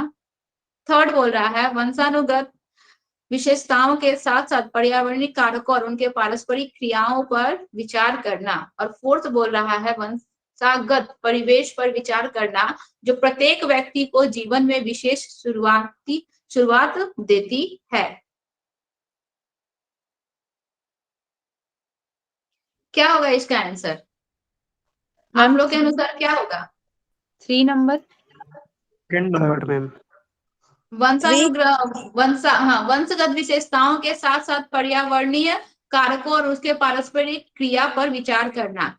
अभी आप लोग को हम ये टॉपिक अच्छे से पूरा पढ़ाए नहीं है, ठीक है, लेकिन आप लोग जो इसका आंसर दिए हैं बिल्कुल सही दिए हैं कि बच्चे का जो भी डेवलपमेंट हो रहा है, इंडिविजुअल जो बच्चों का डेवलपमेंट, हर बच्चा क्या इंडिविजुअली एक दूसरे से भिन्न है, तो उसको समझने के लिए हमको क्या समझना होगा, हर बच्चा इंडिविजुअली एक दूसरे से भिन्न क्यों होता है, क्योंकि हम लोग सब अलग अलग माता पिता की संतान है, ठीक है, या फिर एक ही माता पिता की संतान है, एक ही माता पिता, मान लीजिए हम दो बहनें हैं, एक ही माता पिता से हम लोग को जो भी हेरिडिटी से जो भी डीएनए हम लोग का गुण आया, दोनों का सेम आया, लेकिन इन्वायरमेंट भी हम लोग को सेम मिला, लेकिन कहीं ना कहीं किसी ना किसी गुण में दोनों में हम लोग का क्या होता है, डिफरेंस होता है ना, अलग होता है, हर एक चीज बिल्कुल समान नहीं होगा, थोड़ा बहुत डिफरेंस जरूर होगा।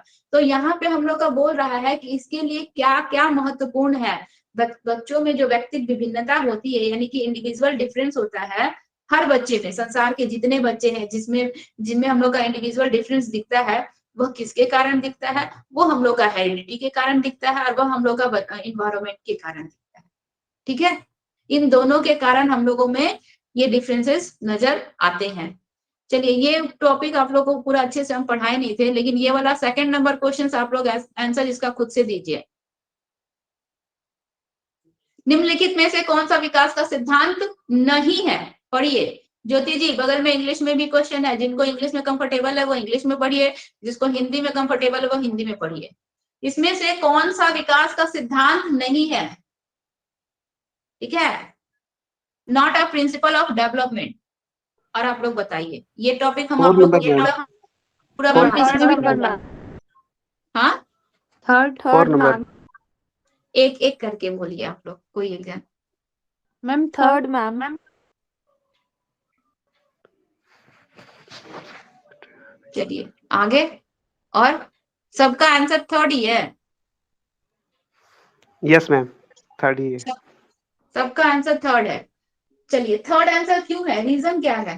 फर्स्ट आंसर देखिए, विकास बोल रहा है, विकास तुलनात्मक रूप से क्रमिक होता है, ठीक है, यानी कि हम लोग का जो डेवलपमेंट हो रहा है वो एकदम सीक्वेंस में जा रहा है, ये अभी अभी हम आप लोगों को बताए थे, वो क्या होता है, एकदम सीक्वेंस में जाता है, हर एक पैटर्न्स को फॉलो करते हुए जाता है, तो ये हम लोग का ऑप्शन सही है, यहाँ पे हम लोग का नेगेटिव में पूछ रहा है। सेकंड बोल रहा है कि विकास समय के साथ साथ धीरे धीरे घटित होता है, ठीक है, तो ये भी हम लोग का ऑप्शन सही है। इसके बाद बोल रहा है फोर्थ नंबर, देखिए, व्यक्ति अलग अलग गति से विकास करते हैं, हर एक व्यक्ति में डेवलपमेंट करने का रेट अलग अलग होता है, ये चीज बताए थे ना, ह्यूमंस यस में मैम, जो हर जितने भी ह्यूमंस होते हैं, विकास सबका प्रारूप एक जैसा होता है, यानी कि हम ह्यूमंस है तो ह्यूमंस की तरह ही दिखेंगे, हमारे बंदर की तरह पूंछ या बड़े बड़े बाल नहीं होंगे, तो सबका प्रारूप तो एक जैसा होता है, लेकिन उनमें जो डेवलपमेंट का रेट होता है हर किसी का अलग अलग होता है।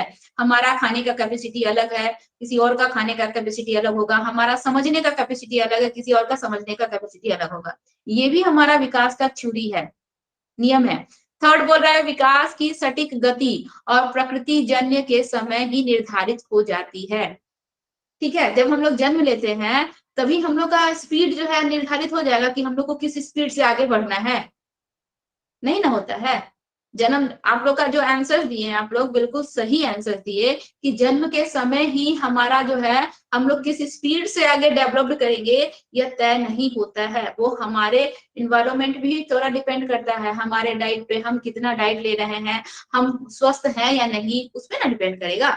अगर स्वस्थ रहेंगे तो हम अच्छे से मूव करेंगे, अगर स्वस्थ नहीं रहेंगे तो हो सकता है कि हमारे मूवमेंट में थोड़ा सा रुकावट आ जाए, चाहे कोई प्रॉब्लम हो जाए।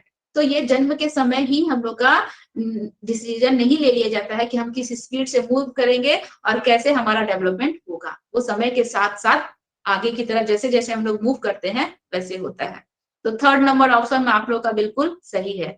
आगे देखिए, एक और क्वेश्चन है, ये सब क्वेश्चन आप लोग का नहीं है।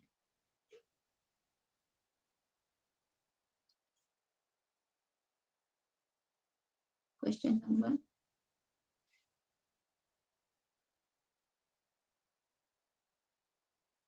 15।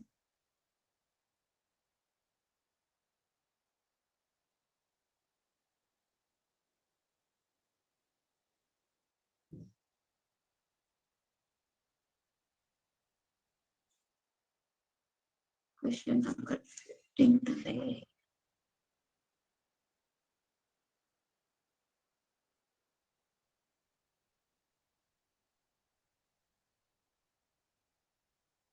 चलिए क्वेश्चन नंबर 15 पढ़िए आप लोग सब कोई। निम्नलिखित रणनीति में से कौन सी बच्चों में अर्थ निर्माण को बढ़ावा देगा? ठीक है, मीनिंग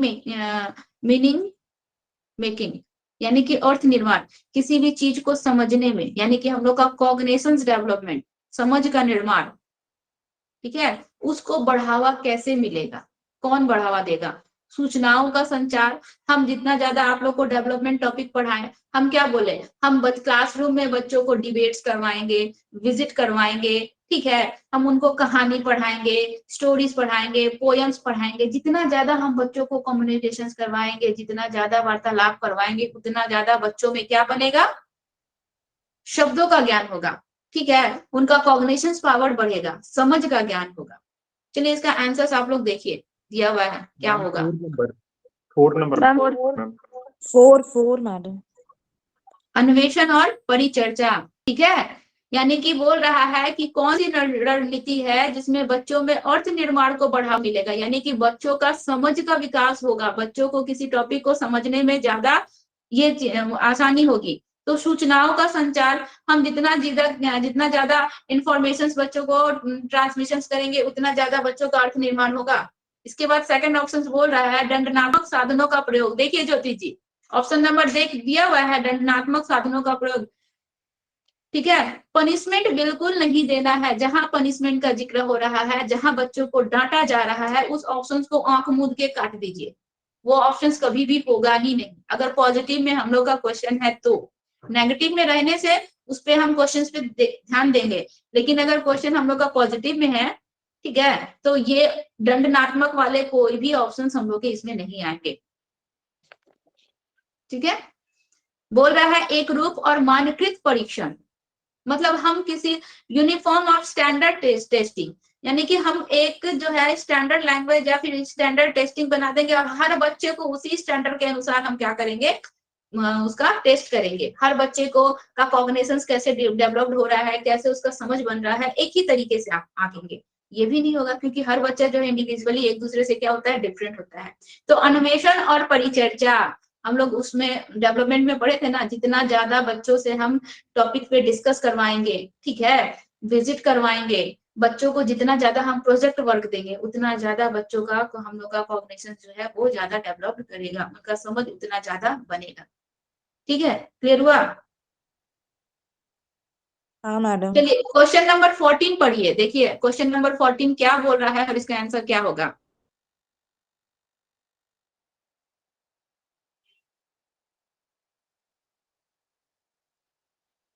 मैम 2 नंबर।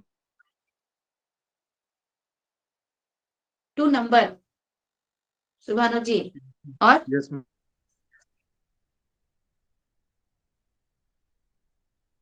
बाकी आप लोग एक प्राथमिक कक्षा में, प्राथमिक क्या हाँ मतलब मैडम। प्राइमरी क्लासरूम, यानी कि 1 to 5 का बात जिक्र हो रहा है यहाँ पे। एक शिक्षक को क्या करना चाहिए, टीचर को केवल गैर उदाहरण देने चाहिए, 4 नंबर। केवल उदाहरण देने चाहिए, give only examples. Yes ma'am. Ma'am 2 number. उदाहरण और गैर उदाहरण दोनों देने चाहिए। चलिए ये निशांत जी प्रेजेंट है? नहीं है। एक प्राइमरी क्लासरूम में टीचर्स को क्या करना चाहिए, प्राइमरी सेक्शन से आप लोग को क्या बताए थे, प्राइमरी सेक्शन में बच्चों को हमको जो कुछ भी बताना है या पढ़ाना है, उसको हमको क्या करना है, कॉन्क्रीट रूप में पढ़ाना है, ठीक है, एग्जाम्पल्स दे के पढ़ाना है, पिक्चर्स दिखा के पढ़ाना है, हो सके तो मॉडल दिखा के पढ़ाना है ना। तो केवल गैर उदाहरण देने चाहिए, गैर नन एग्जाम्पल्स, बिना एग्जाम्पल्स दिए बच्चे समझेंगे, छोटे बच्चे हैं तो नहीं समझेंगे। ऑप्शन नंबर 1 वैसे ही कट गया। ऑप्शन नंबर 2 बोल रहा है उदाहरण एवं गैर उदाहरण दोनों देने चाहिए, ठीक है, एग्जाम्पल एंड नन एग्जाम्पल्स दोनों ही देने चाहिए, दोनों देने चाहिए। हम बच्चों को एग्जाम्पल्स दे के बताएंगे, नन एग्जाम्पल्स के थ्रू कैसे समझाएंगे।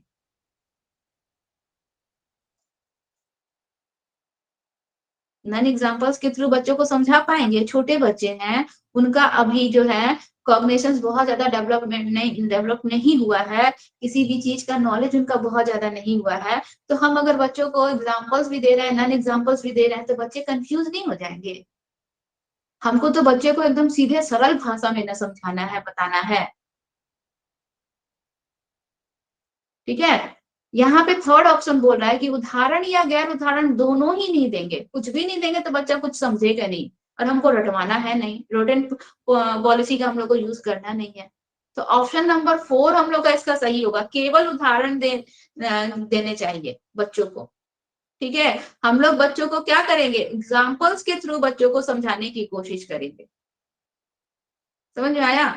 प्राइमरी लेवल यानी कि 1 to 5 के बच्चे हैं, 1 to मैडम 5 जैसे के। बुक हाँ बोलिए।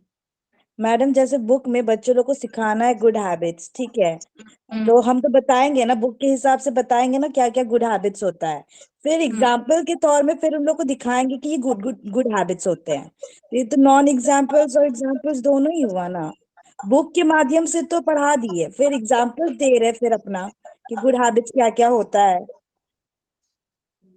हाँ, वो बुक के माध्यम से तो हम बच्चों को पढ़ा ही दिए, इसके बाद हम बच्चों को एग्जाम्पल्स देंगे, उदाहरण और गैर उदाहरण दोनों ही देंगे। हाँ सही बोल रही है। हाँ तो यही हुआ ना। नहीं, तो आपका ऑप्शन सही है। और एक चीज और ध्यान दीजिए, आपका ऑप्शन सही है, यहाँ पे हम थोड़ा गड़बड़ हो गए। एक चीज और गौर कीजिएगा, अभी आप लोग को एक चीज बताए ना कि जहां पनिशमेंट का जिक्र हो वो ऑप्शंस कट जाता है, और जहां केवल ओनली आए, ठीक है, केवल गैर उदाहरण देने चाहिए, केवल अनहेरिडिटी के कारण हो सकता है, केवल वंशानुक्रम के कारण हो सकता है, केवल उदाहरण देकर हो सकता है, ऐसे भी ऑप्शंस रहेंगे ना, जहां केवल रहेगा, ओनली रहेगा, वो भी ऑप्शन हम लोग का पॉजिटिव अगर क्वेश्चन है तो कट जाता है। आपका आपका आंसर बिल्कुल सही है ज्योति जी, उदाहरण और गैर उदाहरण दोनों ही हम बच्चों को देंगे। पहले हम बच्चों को वर्बली वो चीज बताएंगे, बुक्स के थ्रू वो बताएंगे, फिर हम बच्चों को एग्जांपल्स देंगे, वो मॉडल्स दिखाएंगे या फिर ब्लैक बोर्ड पे ड्रॉ करके दिखाएंगे, इसके थ्रू बच्चों को हमको वो चीज को बताना है। ठीक है, माइंड में यही लॉजिक था मैम। हाँ, लेकिन आंसर सही नहीं दिए। नहीं सही दिए थे मैम, हम तो ऑप्शन 2 बोले थे। आप बोले थे? अच्छा अच्छा, रुकिए हम देखते हैं और भी क्वेश्चन है क्या इससे।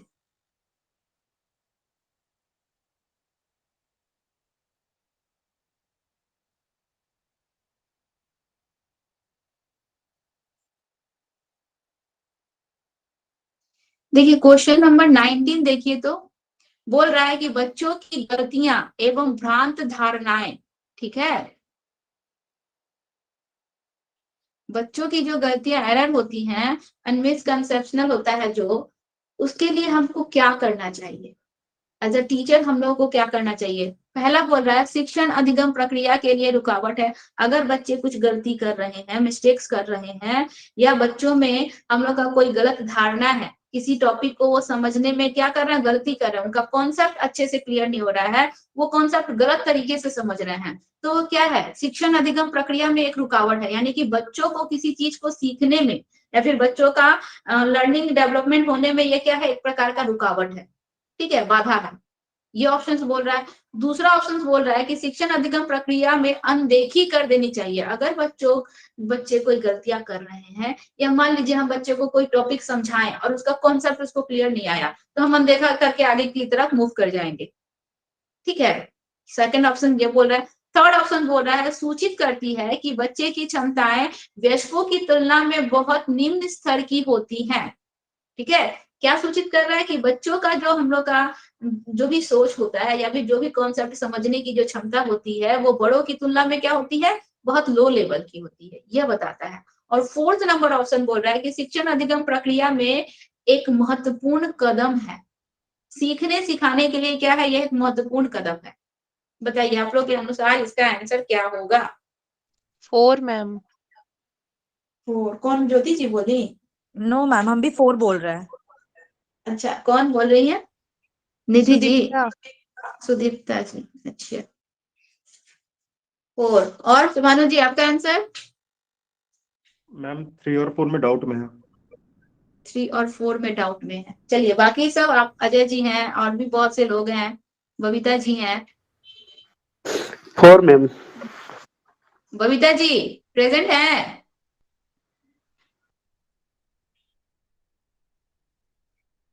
आंसर दीजिए, क्या होगा आंसर? इसका आंसर हम लोग का क्या होगा? क्या बताएं आप लोग? 4। 4 4 क्यों होगा? बच्चे जो भी गलतियां कर रहे हैं या बच्चों का जो भी गलत कॉन्सेप्ट है, ये क्या है? शिक्षण अधिगम प्रक्रिया के लिए एक महत्वपूर्ण कदम है। Significant step in our teaching learning process. जैसे होता है सही ना है, मैम कि जैसे कि बिल्कुल किशोरावस्था में सही। जो बच्चे होते हैं वो गलती करते हैं, तो हम लोग का जो टीचर का गलती काम रहता है करके कि उस ही गलती को सीखते सुधारना। हैं। जैसे कि हम लोग शुरू में क्या देखे कि बच्चे जो है, मान लीजिए बच्चा किसी भी चीज को जब टेस्ट करता है तो वो क्या करता है, उसको उठा के सीधे मुंह में डालता है ना। गलती किया, फिर उससे सीखा, दोबारा उस चीज को देखेगा तो वो समझ जाएगा कि ये वस्तु जो है कड़वी है या मिर्चा है, तीखा है, इसको हमको मुंह नहीं लगाना है। पहले बच्चा क्या करता है, गलती करता है, इसके बाद उसकी गलत धारणा बनती है, इसके बाद बच्चे की उस पर सही धारणा बनती है। ठीक है, उसका कॉन्सेप्ट सही बनता है। तो एज अ टीचर हम लोगों के लिए क्या है, शिक्षण अधिगम प्रक्रिया के लिए एक बहुत ही अच्छा कदम है। क्योंकि हमको क्या करना है, बच्चे अगर गलतियां नहीं करेंगे, हम लोग कहते हैं ना कि गलती करेंगे तब ना सीखेंगे। ठीक है, तो बच्चे अगर गलतियां नहीं करेंगे तो उनका जो कॉन्सेप्ट है या फिर जो उनका आगे जानने की जो रुचि है, वह रुचि नहीं बनी रहेगी, वह रुचि खत्म हो जाएगी। ठीक है, शुरुआती दौर में बच्चे गलतियां करके ही सीखते हैं। बच्चे किसी काम को करेंगे, गलतियां होंगी, फिर उसको दोहराएंगे, फिर गलतियां होंगी, फिर उसको दोहराएंगे, ऐसे करते करते ही बच्चे सीखते हैं। तो यह शिक्षण अधिगम प्रक्रिया के लिए क्या है, एक महत्वपूर्ण कदम है, एक इंपॉर्टेंट हम लोग का ये प्रोसेस है। इसमें जो ऑप्शन नंबर 1 दिया था कि शिक्षण अधिगम प्रक्रिया के लिए एक रुकावट है, रुकावट नहीं है ये। बच्चे गलती नहीं करेंगे, बच्चे जन्म लेते ही ब्रिलियंट नहीं बन गया। हम लोग क्या देखे थे कि बच्चे जो है, बच्चों का जो डेवलपमेंट होता है वह सामान्य से विशिष्ट की ओर जाता है। तो बच्चे पहले सामान्य क्रियाकलाप करेंगे तब तो उनमें कोई विशेष गुण आएगा। बच्चा जन्म लेते ही उसका हर एक कॉन्सेप्ट तो क्लियर हो नहीं गया, हर बच्चा ब्रिलियंट तो बन नहीं गया, जन्म लेते ही बच्चा अब्दुल कलाम तो नहीं हो गया। बच्चा क्या करेगा, किसी चीज को देखेगा, जानेगा, पढ़ेगा, समझेगा, टेस्ट करेगा, इसके बाद ही ना वो उस चीज पर अपना कॉन्सेप्ट बनाएगा। तो शुरुआती दौर में तो बच्चा गलती ही करेगा ना। तो ऑप्शन नंबर 1 ऐसे ही कट गया।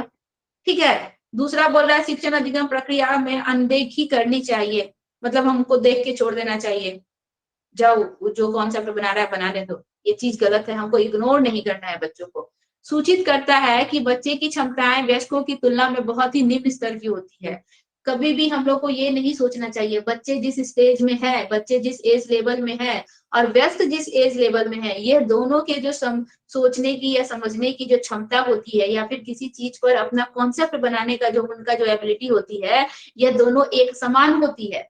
उस स्टेज में बच्चे जो अपना कॉन्सेप्ट बना रहे हैं और एडल्ट जो अपना कॉन्सेप्ट बना रहा है वो अपने एज के अकॉर्डिंग सही बना रहे हैं। ठीक है, हम लोग इससे प्याजे जी का एक टॉपिक पढ़ेंगे। प्याजे जी क्या बोलते हैं, बच्चे जो होते हैं वयस्कों की तुलना में कभी भी निम्न नहीं होते हैं, वो अपने एज के अनुसार जो अपना कॉन्सेप्ट समझ बना रहे हैं वो बिल्कुल परफेक्ट है। ठीक है, तो बच्चों को कभी भी वयस्कों की तुलना यानी कि एडल्ट लोगों के कंपेयरिंग में हम लोग को निम्न नहीं या छोटा नहीं समझना है, वह उनके बराबर है, वह उनके लेवल में है, अपने अनुसार वो उनके एज के अनुसार जो है, जो भी सोच रहे हैं या समझ रहे हैं या फिर जो भी कॉन्सेप्ट बना रहे हैं वो बिल्कुल परफेक्ट बना रहे हैं। ठीक है, चलिए अब इससे ज्यादा तो क्वेश्चन इसमें आएगा नहीं, बाकी सब टॉपिक हम लोग पढ़े नहीं है। अच्छा,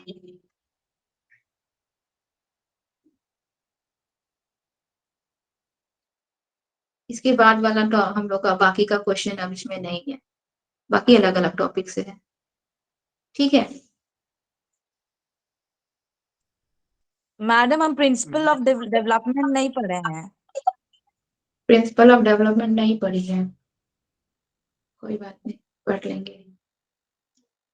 मैम प्लीज अगर पॉसिबल हो पाएगा तो फर्स्ट 2 पॉइंट बता सकती हैं क्या कौन सा फर्स्ट 2 पॉइंट? मैम? जो जहां से आज दिखाना शुरू की थी, फर्स्ट और सेकंड वाला। क्वेश्चन? नहीं मैम, अच्छा, स्टार्टिंग क्लास।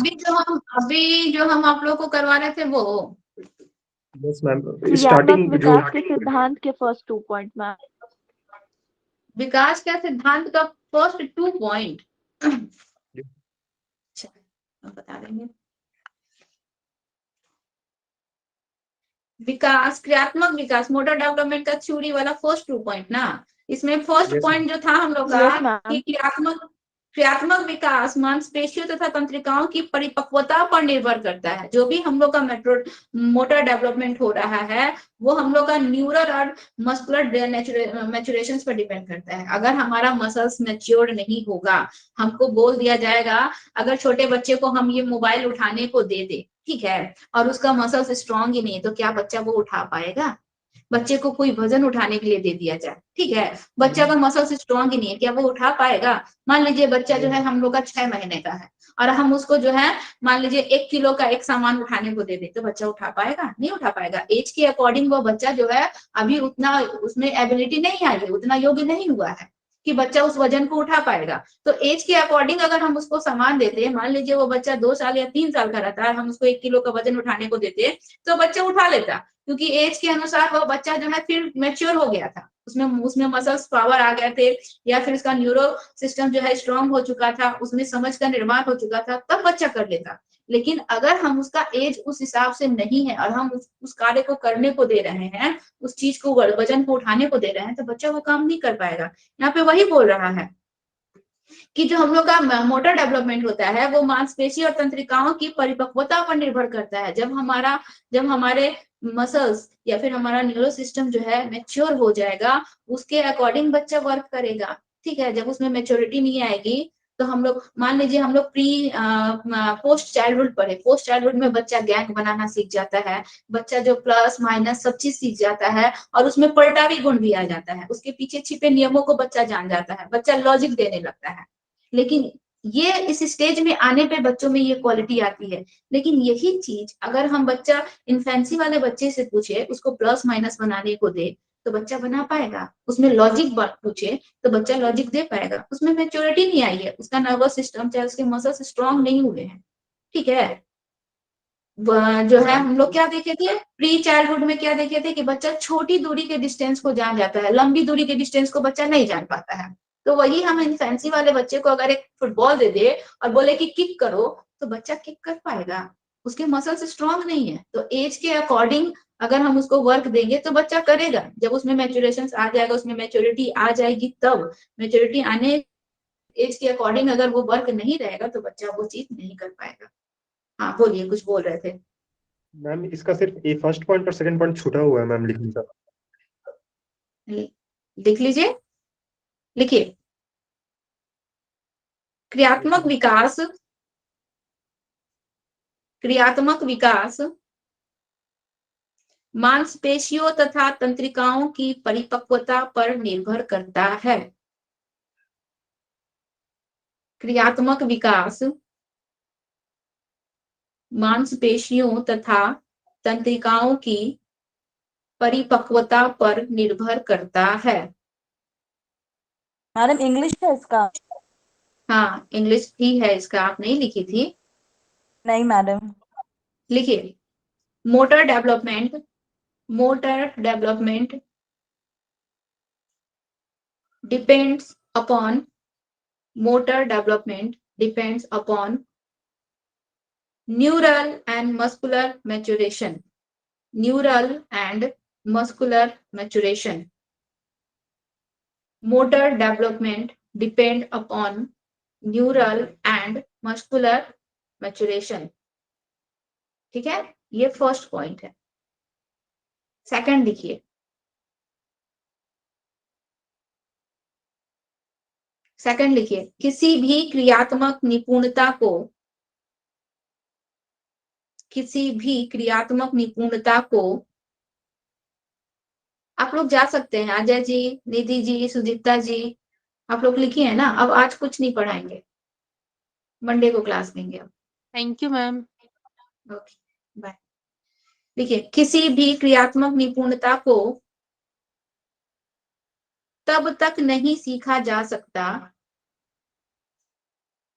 तब तक नहीं सीखा जा सकता जब तक बालक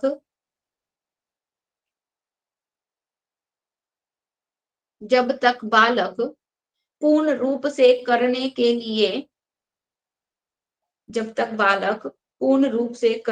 लिए परिपक्व ना हो जाए, जब तक बालक पूर्ण रूप से करने के लिए परिपक्व ना हो जाए। ठीक है, इसका इंग्लिश लिख लीजिए। Learning of motor skill cannot occur until the child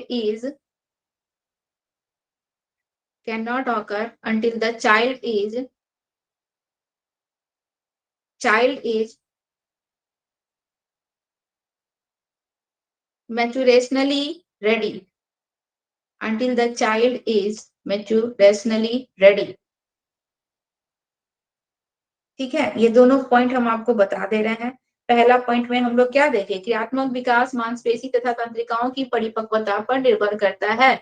अगर हमारा मसल्स स्ट्रॉन्ग ही नहीं होगा, हम बच्चे को बोलेंगे कि बेटा 1 किलो का सामान है उठा के ले जाओ, बच्चा नहीं उठा पाएगा, उसमें कैपेसिटी ही नहीं है, उसमें क्षमता ही नहीं है, उसमें मेच्योरिटी ही नहीं आएगी। ठीक है, अगर हम छोटे बच्चे को बोलेंगे, 6 महीने का बच्चा है चाहे 8 महीने का बच्चा है, ठीक है, उस बच्चे को अगर हम बोलेंगे पेंसिल पकड़ लो, तो बच्चे में पेंसिल पकड़ने की मेच्योरिटी आएगी? नहीं आएगी, उसमें अभी वो स्किल ही नहीं आया है। ठीक है, चाहे उसका जो, ठीक है अजय जी, क्योंकि बच्चा जो है बच्चे में अभी वो मेच्योरिटी ही नहीं आई है, तो बच्चा कहाँ से पेंसिल पकड़ना सीखेगा? वो तो समय के साथ ना आएगा, जब उसका एज होगा, जब उसमें मेच्योरिटी आ जाएगी, तब ना वो चीज सीखेगा बच्चा। तो ये हम लोग का यहाँ पे यही बता रहा है कि जब तक हम लोग का मसल्स जो है या न्यूरो सिस्टम जो है पूरी तरह से हम लोग का छोटे बच्चे को देखिएगा, जैसे कि हम लोग जो है गर्म तवे पे हाथ रख लेते हैं, या फिर कुछ इंसिडेंट हो जाता है, या फिर रास्ते में चल रहे हैं कांटा चुभ गया, तो हम लोग फट से अपने हाथ पैर को उठाते हैं। लेकिन छोटे बच्चे को देखिएगा, जो एकदम छोटे बच्चे होते हैं, वो जो है किसी चीज को छू रहे हैं या कुछ कर रहे हैं और उनसे उनको कुछ मान लीजिए कुछ इफेक्टेड होते हैं, कुछ होता है, तो वो बच्चा वहां से हाथ नहीं हटा पाते, क्योंकि उनका नर्वस सिस्टम भी उतना ज्यादा मैच्योर नहीं रहता है कि उनको ऑर्डर दे कि इसको हटाना है यहाँ से। जैसे फॉर एग्जाम्पल हम आप लोग को बता रहे हैं, मेरी दीदी का ही बेटा था, वो अपनी मुट्ठी से अपने बालों को पकड़ा हुआ है और पकड़ के खींच रहा है, ठीक है, और खूब रो रहा है। उसको ये नहीं समझ में आ रहा है कि हम इस हाथ को छोड़ेंगे तो हमारा दर्द कम हो जाएगा, चाहे हम अपने आप को ही दर्द दे रहे हैं, क्योंकि उसका नर्वस सिस्टम उस समय जो इतना मैच्योर नहीं हुआ है कि वो ऑर्डर दे, चाहे उसका ब्रेन ऑर्डर दे कि तुम इस हाथ को, इस मुट्ठी को छोड़ो, तो तुम जो है जिस पेन से हो उस पेन से तुमको रिलीफ मिल जाएगा। ठीक है, तो उस स्टेज में बच्चों में वो मैच्योरिटी नहीं आती है। चाहे बच्चा जो है मान लीजिए किसी गर्म चीज पर हाथ रखा है, चाहे कुछ भी किया है और वो जल रहा है, चाहे उसको कुछ परेशानी हो रही है, उसका तुरंत माइंड वर्क नहीं करेगा कि हमको उसको हटा देना है हाथ को। उसका नर्वस सिस्टम तुरंत ये ऑर्डर नहीं दे पाएगा, क्योंकि वो भी उतना बच्चे के एज के अनुसार उसमें वो भी मैच्योरिटी नहीं आई है। ठीक है, इस वजह से बच्चा जो है उस स्टेज में जब तक मैच्योरिटी नहीं आती है, बच्चा जो है उस काम को करने में सक्षम नहीं होता है। अगला बोल रहा है, समझ में आया? हाँ हाँ बोलिए। मैडम, थर्ड भी बता दीजिए, बस थर्ड लास्ट। थर्ड, अच्छा, तो फर्स्ट और सेकंड हम लोग का सेम एक जैसा ही था कि जब तक हम लोगों में एज के अकॉर्डिंग टू मैच्योरिटी नहीं आएगी। अब हम लोग का 6 महीने का बच्चा है और हम उसको बोल रहे हैं कि प्लस माइनस जो तुम किया उसके पीछे क्या रूल रेगुलेशन था तुम हमको बताओ, तो बच्चा नहीं बता पाएगा। 6 महीने के बच्चे के सामने हम एक फुटबॉल रख देंगे और बोलेंगे कि किक मारो, तो बच्चा नहीं मार पाएगा कि एज के अनुसार वह बच्चा अभी मैच्योर नहीं हुआ है। ठीक है, थर्ड नंबर देखिए बोल रहा है क्रियात्मक विकास में एक हम लोग का पूर्ण रूपेण यानी कि प्रेडिक्टेबल पैटर्न होता है। जो हम लोग का मोटर डेवलपमेंट होता है वो हम लोग का एक पैटर्न से होता है, उसका एक सीक्वेंस होता है, वो एक सीक्वेंस को फॉलो करता है। जैसे कि हम आप लोग को इससे पीछे वाला भी एक जो टॉपिक है वो इससे रिलेटेड है, उसमें क्या बोल रहा है कि बच्चे का पहले सिर ग्रोथ करेगा, सबसे पहले सिर बड़ा होगा, सिर के बाद उसमें जो ऑर्गन है आंख, नाक, कान, त्वचा, इन सब में बच्चा जो कोऑर्डिनेशन स्थापित करता है। इसके बाद बच्चे का धड़ विकसित होता है, फिर हाथ पैर, इसके बाद बच्चा जो है छोटी छोटी चीजें जैसे फाइन वर्क हो गया, जैसे उंगलियां हो गई, मुट्ठी बांधना हो गया, ये सारे वर्क सीखता है। ठीक है, तो ये हम लोग का क्या होता है, एक पैटर्न के अनुसार मूव करता है, पैटर्न को फॉलो करते हुए मूव करेगा। ऐसा नहीं है कि बच्चे का सिर डेवलप्ड हो गया, अब बच्चा चलने लगा, दौड़ने लगा, इसके बाद उसका धड़ ग्रोथ कर रहा है, ऐसा नहीं होता है। वो एक पैटर्न को फॉलो करते हुए ही आगे की तरफ मूव करता है। ठीक है, मैडम ये इंग्लिश में बता दीजिए। इंग्लिश में है motor development follow a predictable pattern. अच्छा, आपको इसको लिखना था, motor development follow a predictable pattern. हाँ मैडम हो गया। ओके, हो गया ना? और कुछ सुभानु जी प्रॉब्लम है?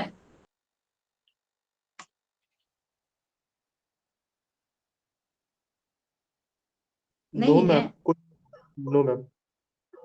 ओके, ठीक है, फिर क्लास ऑफ करते हैं, हम लोग मंडे क्लास लेंगे, मंडे का क्लास थैंक यू होगा। Madam. Thank you so much ma'am, bye. Thank you. Okay. Bye.